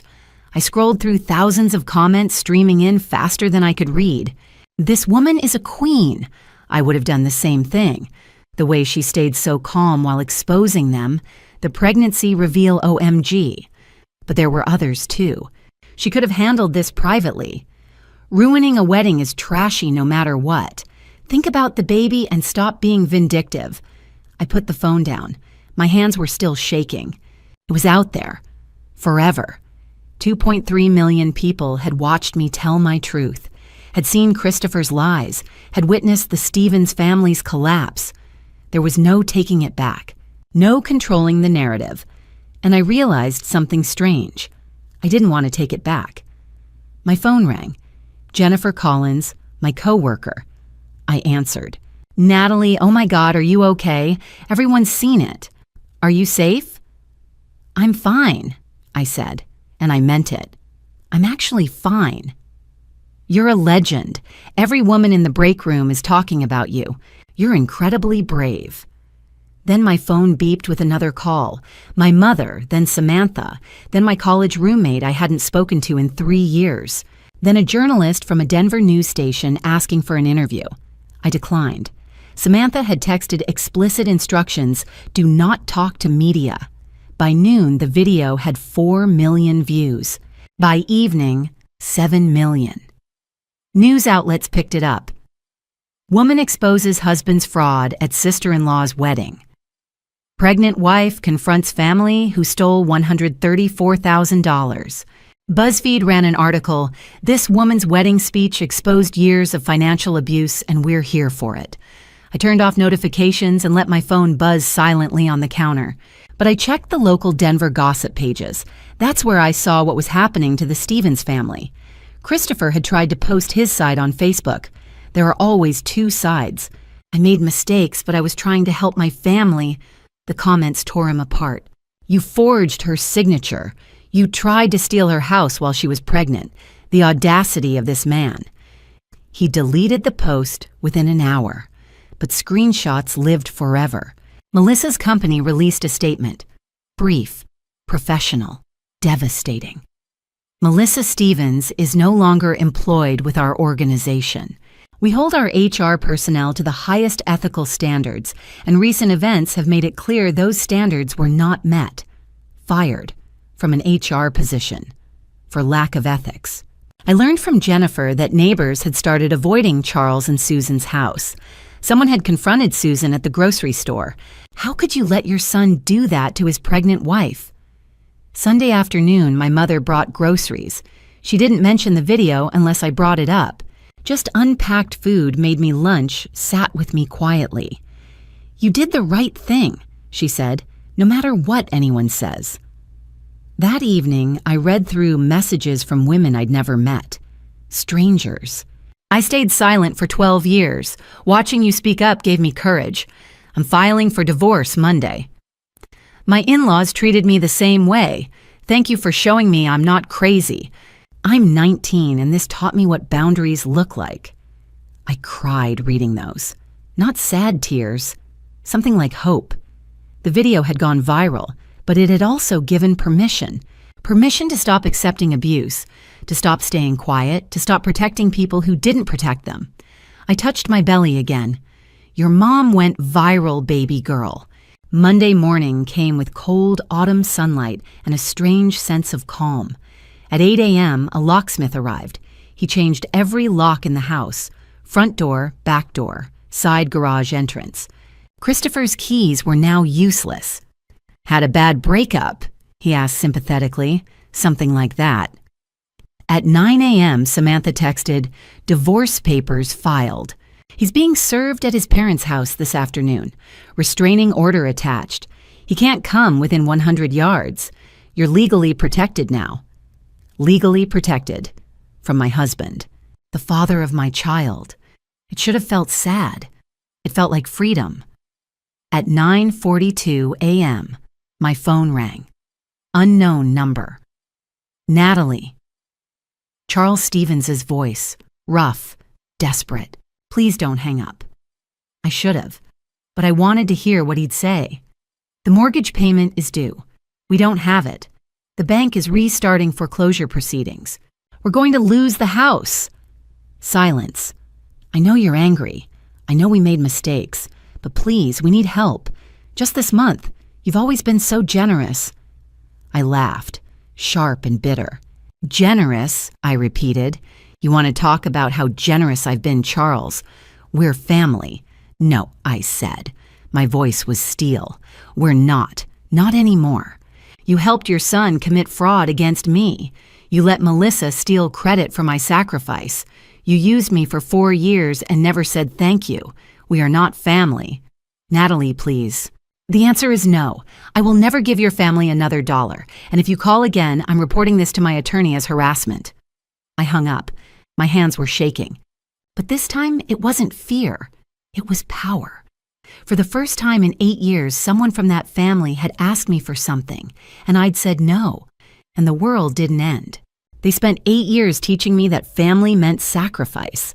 Now they were learning what boundaries meant. After I hung up on Charles Monday morning, I sat on my couch for a long moment. My hands had stopped shaking. My heart rate was steady. I just said no to my father-in-law, and I felt nothing but relief. The phone rang again. "Charles." I sent it to voicemail. It rang a third time. I blocked the number. An hour later, Susan called. I blocked that too. Then text messages started coming through. From Charles's phone, from Susan's, even from a number I didn't recognize that I suspected was Christopher using someone else's device. "Please reconsider. We raised you better than this. Family helps family. You're condemning us to homelessness." I read each one, felt nothing, deleted them all. Samantha called at 10. Christopher was just served. He took it badly, tried to argue with the process server. They had to threaten to call the police. "Good," I said. "The restraining order is active. If he comes near, you call 911 immediately. Don't engage. Don't open the door. Just call." "I will. How are you doing?" Samantha's voice softened. "Really?" I looked around my living room. My house, my space. No Christopher, no Stephen's family, no lies. "I'm good," I said. "I'm really actually good." At 2:30 that afternoon, my doorbell rang. I looked at the security camera feed on my phone. Christopher stood on my front porch, still in the same clothes from yesterday. He looked like he hadn't slept. His face was haggard eyes red. He rang the bell again. Knocked. "Natalie, please. I know you're home. I just need 5 minutes." I walked to the door but didn't open it. Spoke through the solid wood. "You were served with divorce papers and a restraining order today. You're not supposed to be here. I need to talk to you, face to face, please." "No." "Natalie." His voice cracked. "Please. We can fix this. We can go to counseling. I'll do whatever you want. But please don't throw away 8 years of marriage." I closed my eyes, took a breath, opened them. "I have one question for you, Christopher, and I want the truth." Silence on the other side of the door. "Did you know I was pregnant before or after you decided to sell my house?" Long silence. So long I thought maybe he'd left. Then quietly, "What?" Simple question. "When you and your father and Melissa sat in that living room and planned to forge my signature, did you already know I was carrying your child?" More silence. "Christopher, answer me." It wasn't like that. It wasn't about the baby."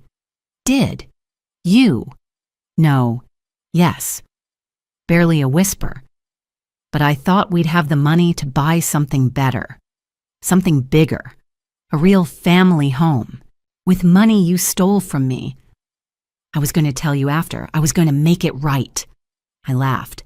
It came out harsh and bitter. "You were going to tell me after you'd already closed the sale, after it was too late for me to stop it. That's not making it right. That's asking for forgiveness instead of permission. Natalie, please. You knew I was pregnant with your daughter, and you forged my signature anyway.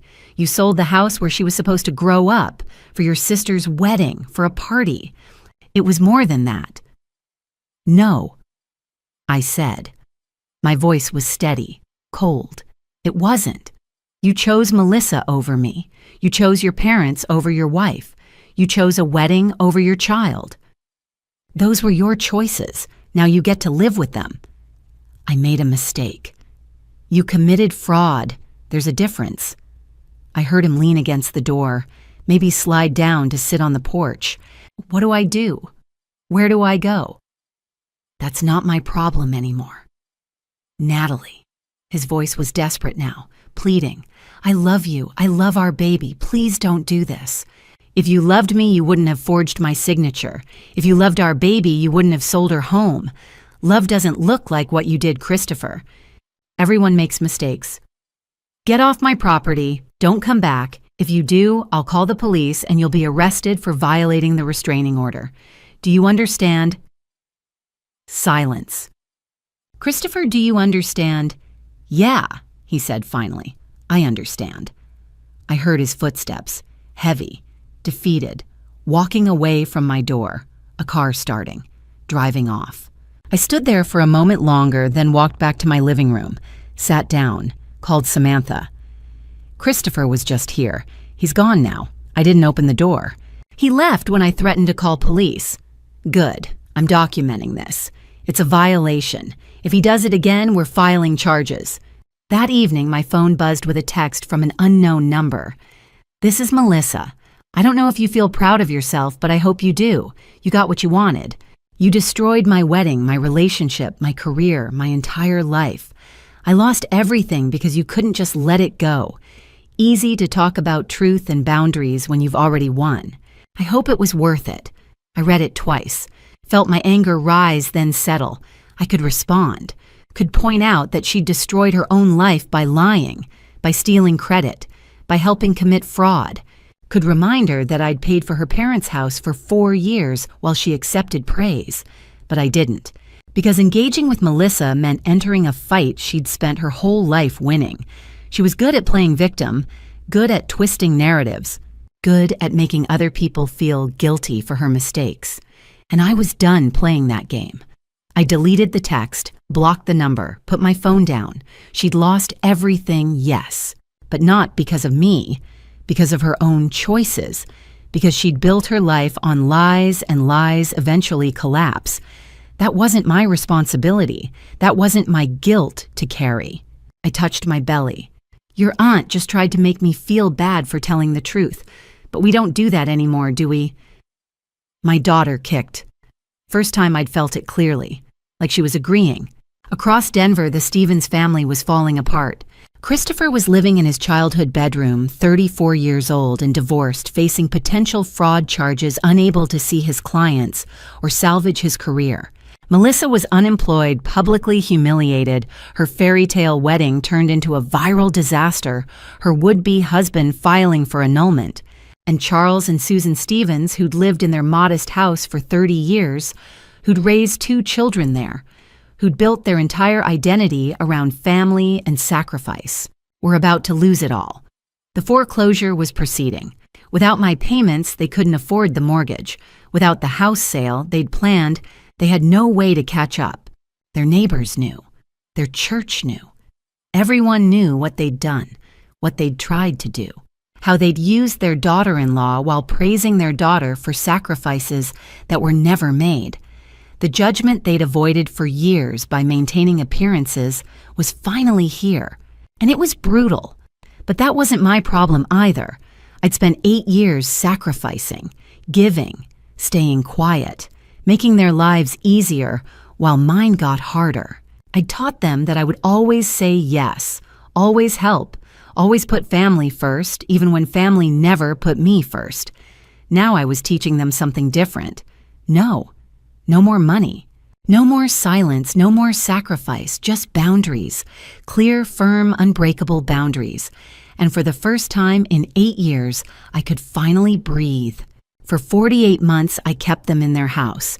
It took only 3 months without me for them to lose it. The foreclosure notice came through in early November. 3 months of missed payments. Charles and Susan Stevens had 30 days to vacate the house they'd lived in for 30 years. Samantha forwarded me the public record. I stared at it for a long moment and felt something, but it wasn't guilt. It was closure. 2 weeks later, I drove past their street. I don't know why. Maybe I needed to see it with my own eyes. The for sale sign was gone. A moving truck sat in the driveway, but it wasn't the Stevens family loading it. It was a young couple unloading boxes. A little boy ran circles in the front yard laughing. A new family, a fresh start. I drove past slowly and felt nothing but relief. Charles and Susan had moved to a small rental apartment across Denver. 1 bedroom, no garage, no yard, no room for the family dinners that had built their identity. I didn't reach out, didn't offer help, didn't feel guilty. They'd made their choices. I'd made mine. The divorce moved quickly once Christopher stopped fighting. No contest on assets. I kept the townhouse, my retirement accounts, everything. No fight over custody.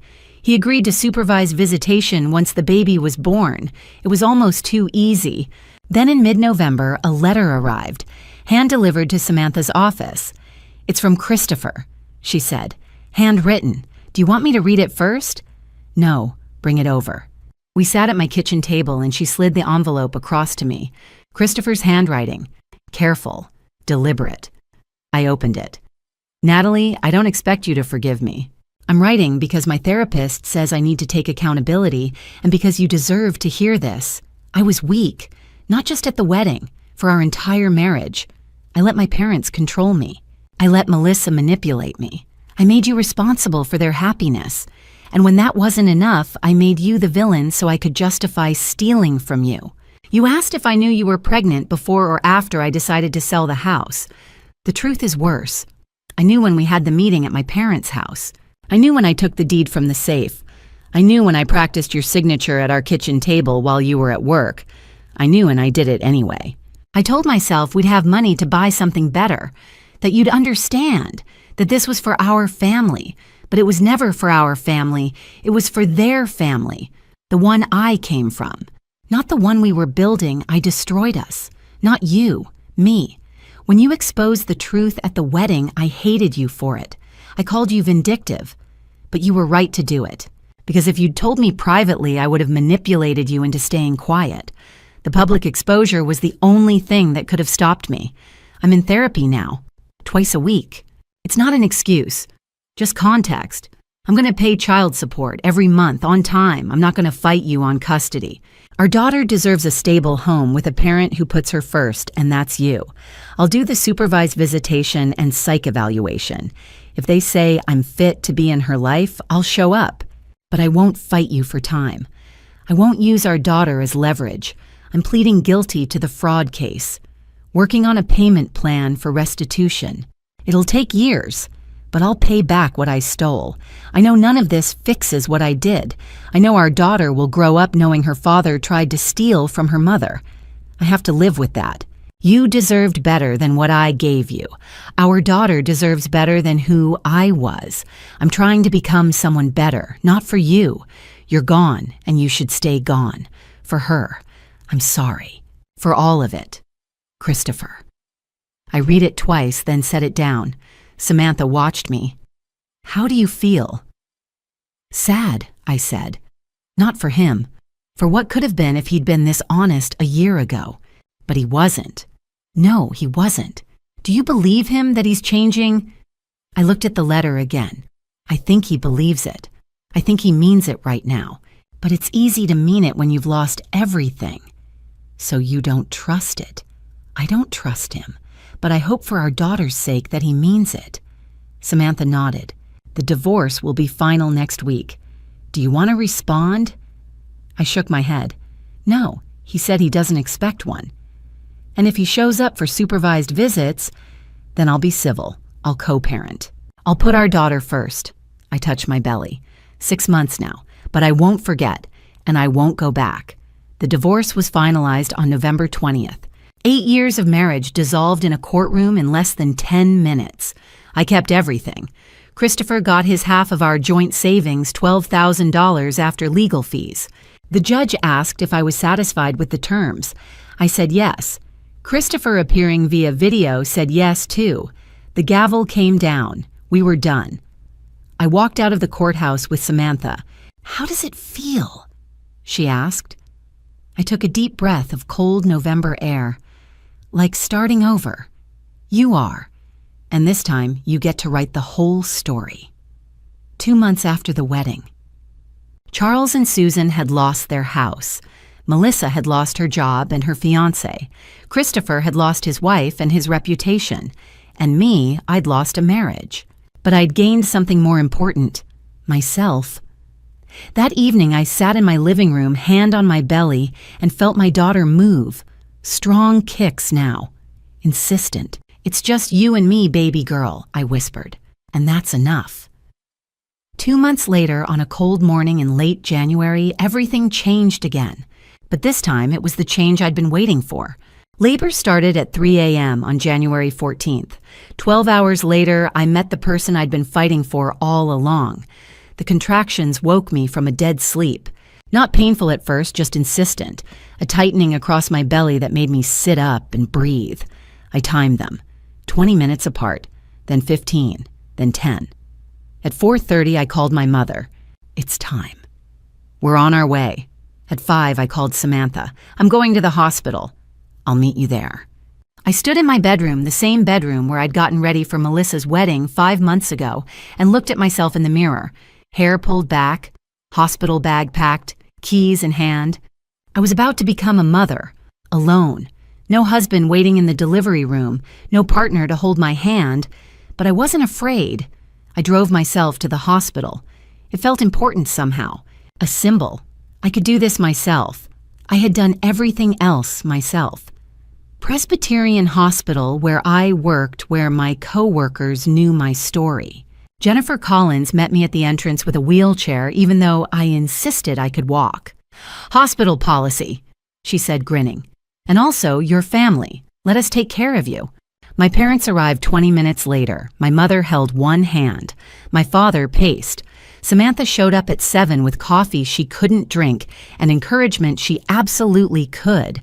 "You've got this," she said. "You've handled worse than childbirth in the last 6 months." I laughed, then gasped as another contraction hit. The labor was long. 12 hours of breathing and pushing and pain that felt like my body was splitting in two. But I'd been through worse. I'd stood in front of 200 people and exposed the truth. I'd set boundaries with people who'd used me for years. I'd rebuilt my life from scratch. I could do this. At 3:17 p.m., my daughter was born. 6 pounds, 9 ounces. 20 inches long, a head full of dark hair and lungs that announced her arrival to the entire maternity ward. The nurse placed her on my chest, and I looked down at her face. Eyes squinted shut, tiny fists waving, furious at being born. "Claire," I whispered.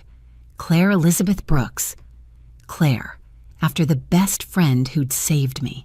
Elizabeth after my grandmother who'd taught me what strength looked like. Brooks my name, my family, my choice. Not Stevens, never Stevens." My mother was crying. My father was taking photos. Samantha stood in the corner with her hand over her mouth, tears streaming down her face. "She's perfect," my mother said. And she was, absolutely perfectly mine. They let me hold her for an hour before taking her for tests. When they brought her back, cleaned and swaddled and wearing a tiny pink hat, I counted her fingers, counted her toes, memorized every detail of her face. "You're safe," I told her. "You're loved, and you're going to grow up knowing your worth. I promise." 2 days later, I was discharged. My parents had offered to stay with me for the first week, but I wanted to do it myself, to prove I could. Samantha drove us home. Claire asleep in the car seat we'd installed together 2 weeks ago. Me exhausted and sore, but happier than I'd been in years. We pulled up to my townhouse, and my heart sank. Christopher was sitting on the front porch. Samantha saw him at the same time. "Do you want me to tell him to leave?" I looked at Claire in the back seat, at her tiny face peaceful in sleep, at the man on my porch who was her father whether I liked it or not. "No," I said. "Let me talk to him." Samantha helped me out of the car. I was moving slowly, still recovering.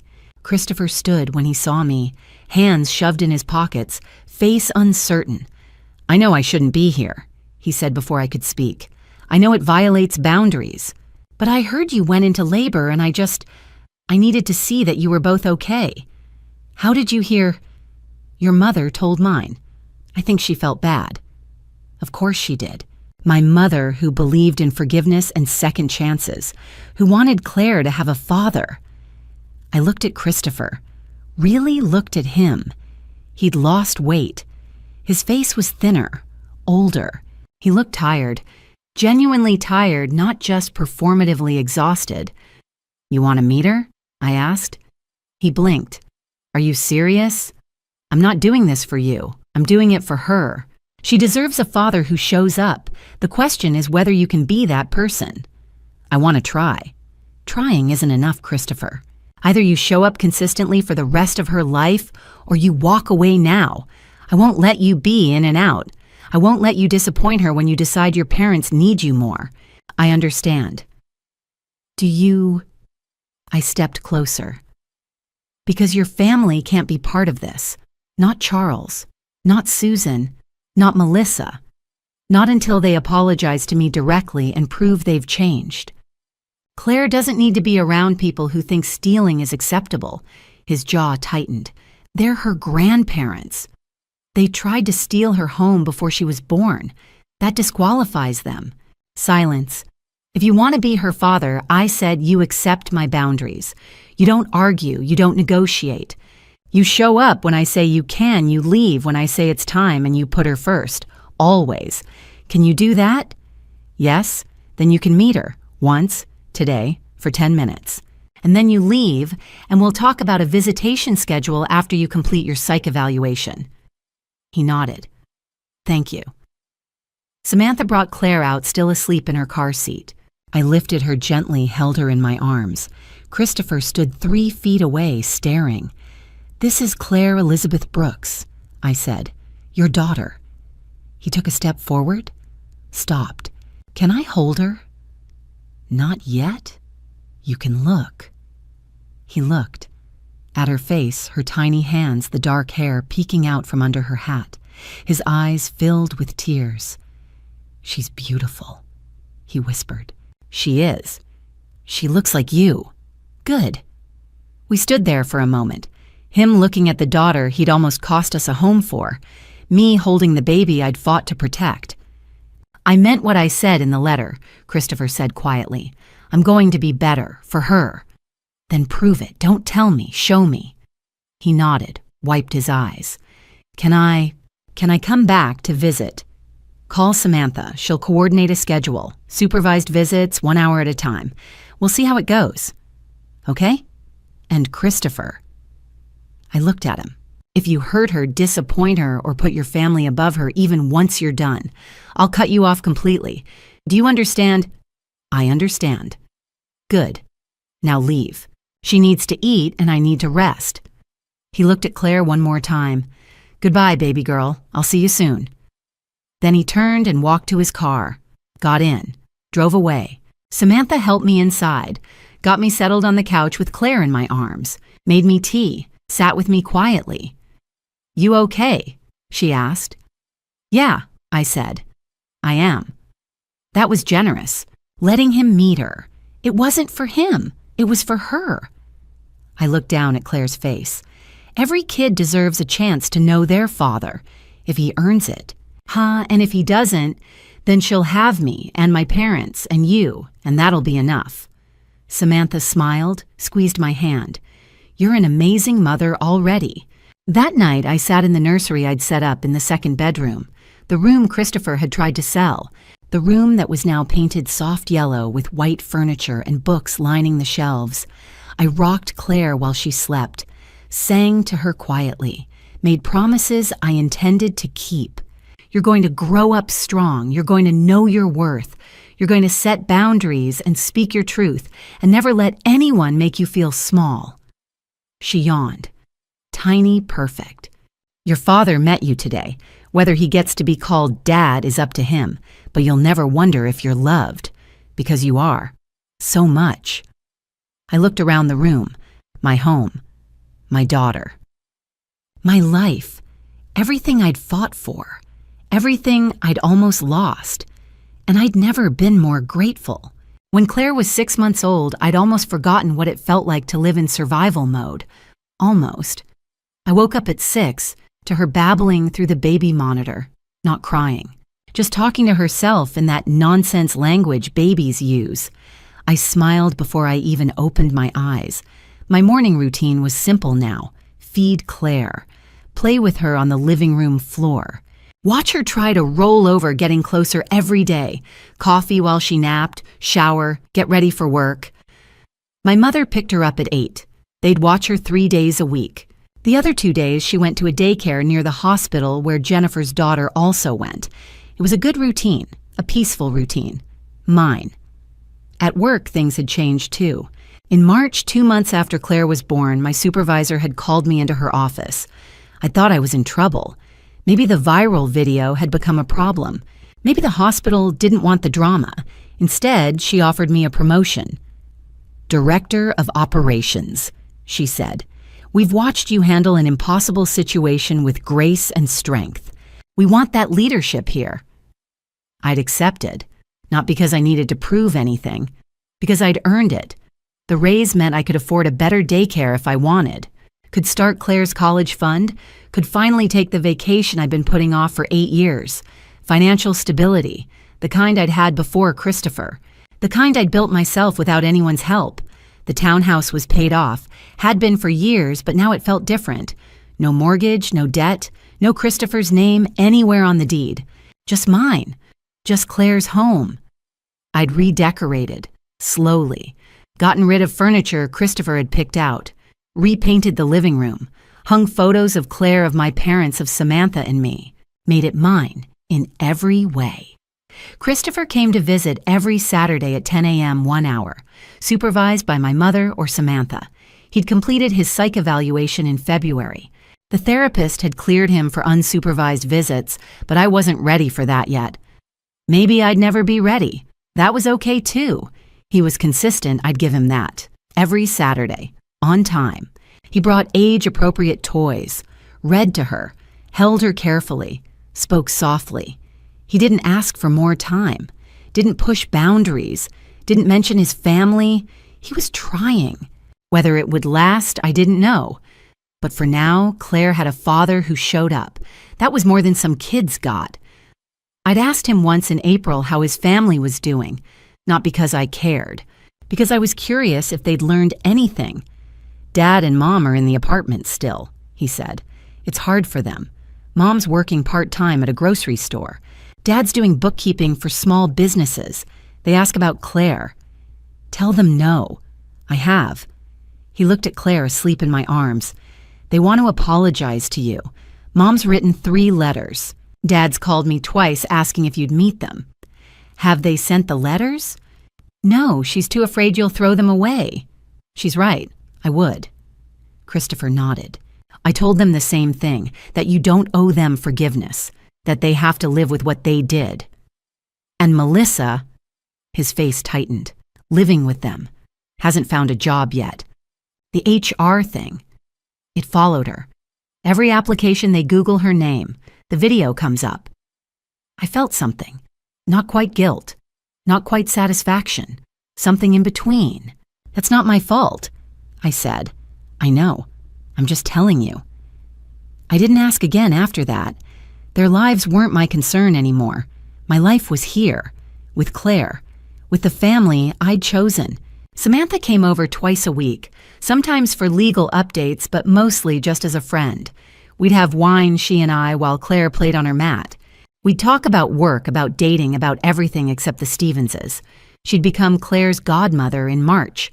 A small ceremony at my parents' house. Nothing religious. Just a promise that if something happened to me, Claire would go to someone who loved her. Samantha had cried through the whole thing. My parents were constant. Sunday dinners, babysitting. Advice when I asked for it, silence when I didn't. They'd been right about Christopher all along, but they never said, I told you so. They just loved Claire, and me, without conditions.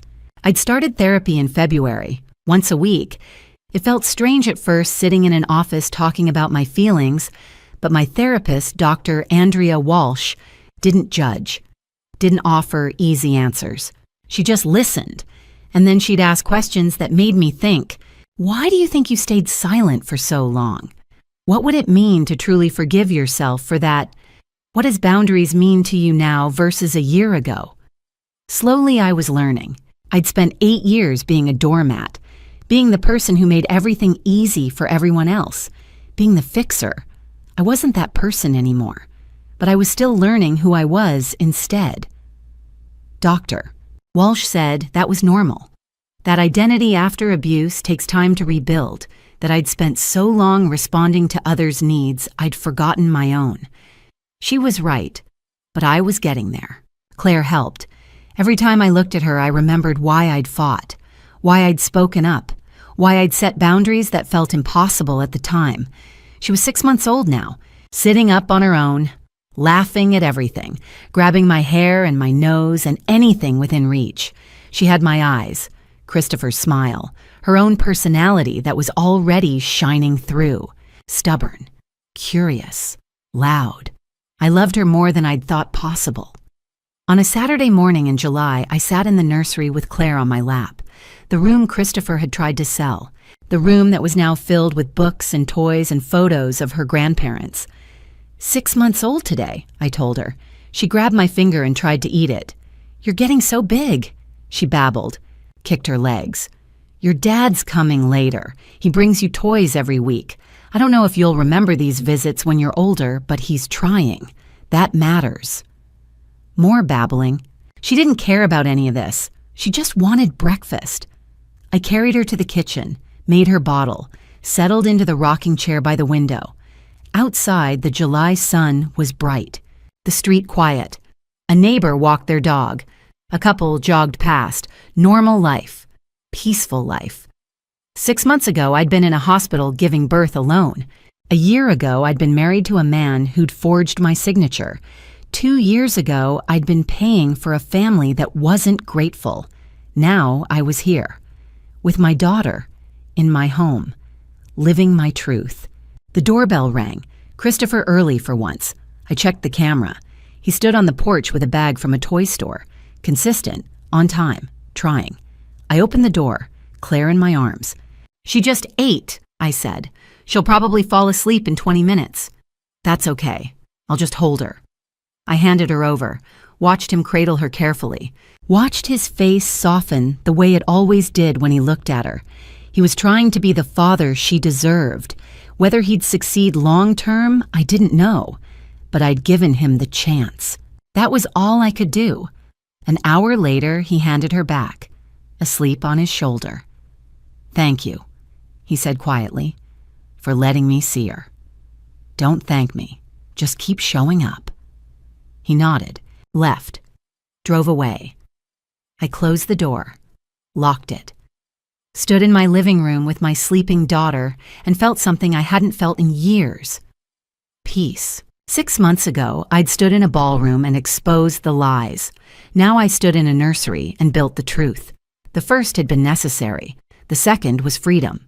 If you're wondering whether I'd do it again, expose my husband and his sister at her wedding, the answer is yes. But I wish I'd done it sooner, not because of revenge, not because I enjoyed watching their lives fall apart, but because every month I stayed silent was another month I taught myself that my voice didn't matter. And that's the lie that almost destroyed me. It's been a year since the wedding, 13 months since I stood in a yellow dress and told the truth in front of 200 people. 13 months since the video went viral and strangers called me brave while others called me vindictive. Both were right, probably. Here's where everyone is now. Christopher lives alone in a small apartment near his parents. He sees Claire every Saturday. He completed his anger management and therapy requirements. He's working as an insurance adjuster, rebuilding his career slowly. He pays child support on time. He hasn't missed a visit in 9 months. Is he a good father? He's trying to be. That's all I can ask. Charles and Susan Stevens are still in their rental apartment. Susan works at a grocery store. Charles does bookkeeping. They've never apologized to me.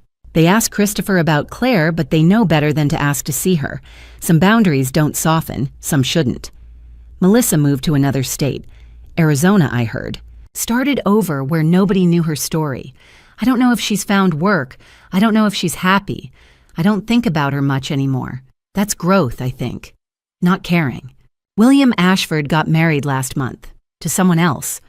someone I hope is honest with him. I saw the announcement in the society pages and felt nothing but relief that he'd moved on.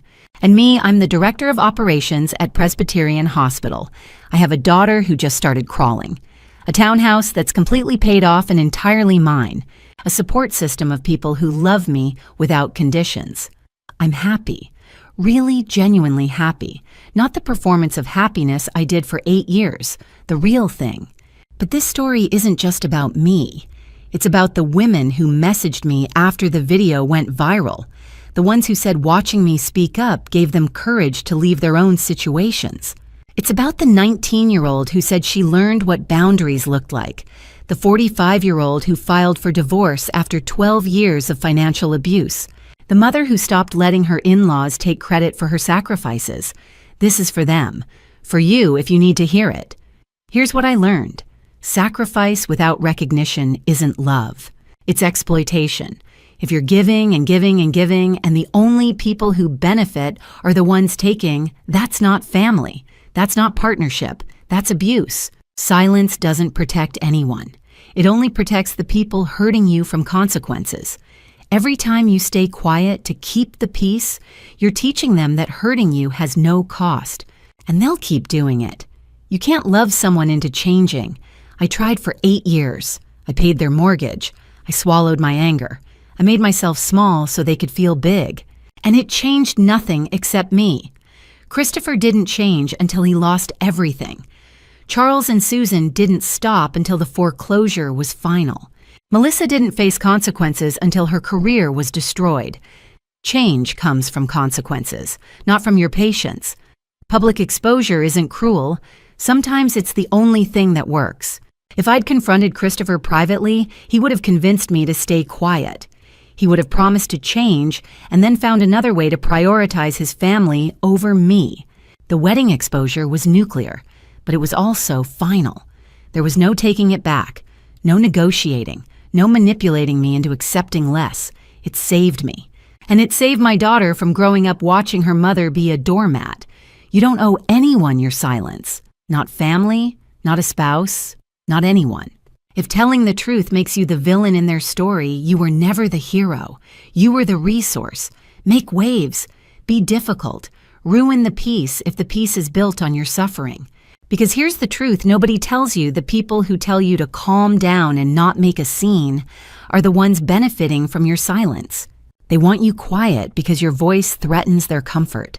So speak, loudly, publicly if you need to. I did. And yes, I lost my marriage. I lost the family I'd tried to belong to for 8 years. I lost the version of myself that made everyone else's life easier. But I gained myself. I gained my daughter. I gained a life where I'm not constantly calculating how much I can give before I have nothing left. That's not a loss. That's freedom. To the women reading this, who are where I was, deep down, you know you're being used. You know you're giving more than you're getting. You know it's not going to get better on its own. The question is, what you're going to do about it. I can't tell you to leave. I can't tell you to expose them. I can't make that choice for you. But I can tell you this: you deserve better. You deserve partnership. You deserve to be seen and valued and appreciated. You deserve a life where you're not invisible except when someone needs something. And if the people in your life can't give you that, you have permission to walk away. You have permission to tell the truth even if it's ugly. You have permission to protect yourself even if it hurts them. You have permission to choose you. It won't be easy. The video of my wedding speech is still online. My story is still the first thing that comes up when you Google my name. Some people will always think I was wrong to do it that way. I don't care anymore. Because every morning I wake up in a house I own. I feed a daughter who will never wonder if she's loved. I go to a job where I'm respected. I spend time with people who value me. And I don't have to pretend. Don't have to perform. Don't have to be anything except myself. That's worth more than their approval ever was. This morning I'm sitting in the nursery with Claire on my lap. She's holding a board book upside down, babbling at the pictures. Sunlight streams through the window. Outside, the Rocky Mountains rise against a blue Colorado sky. This is my home, my daughter, my life. Nobody can take it without my permission, and I'll never give that permission again. This isn't a fairy tale. There's no perfect ending where Christopher becomes the man I thought he was and we reunite. There's no moment where his family apologizes and we all heal together. Real life doesn't work that way. But I have a townhouse with my name on the deed. I have a daughter with my strength in her eyes. I have a future that nobody can steal without my signature. And that future is mine to write. Not a fairy tale, just the truth. And it's so much better. Looking back, I spent 8 years teaching my family that I was easy to use. That family betrayal was something I'd silently accept, that they could exploit me without consequences. Don't be like me. Don't wait 8 years. Don't sacrifice yourself for people who see you as an ATM. God gave me a voice for a reason. He didn't create me to be invisible. When I finally used it, when I exposed the family betrayal at that wedding, I felt Him working through me. Not for revenge, but for truth. Here's what I learned. Family revenge isn't about destroying them. It's about refusing to be destroyed. It's about standing up and saying no more even when it costs everything. The family betrayal I endured, the mortgage fraud, the stolen credit all taught me that boundaries aren't cruel. They're holy. God doesn't call us to be doormats. My advice: document everything. Set boundaries early. Don't wait until you're pregnant and desperate to speak up. People who benefit from your silence will call your voice violence. But God sees. He saw every payment I made, every lie they told, every time I swallowed my anger. And when I finally spoke, He made sure the truth was heard by millions.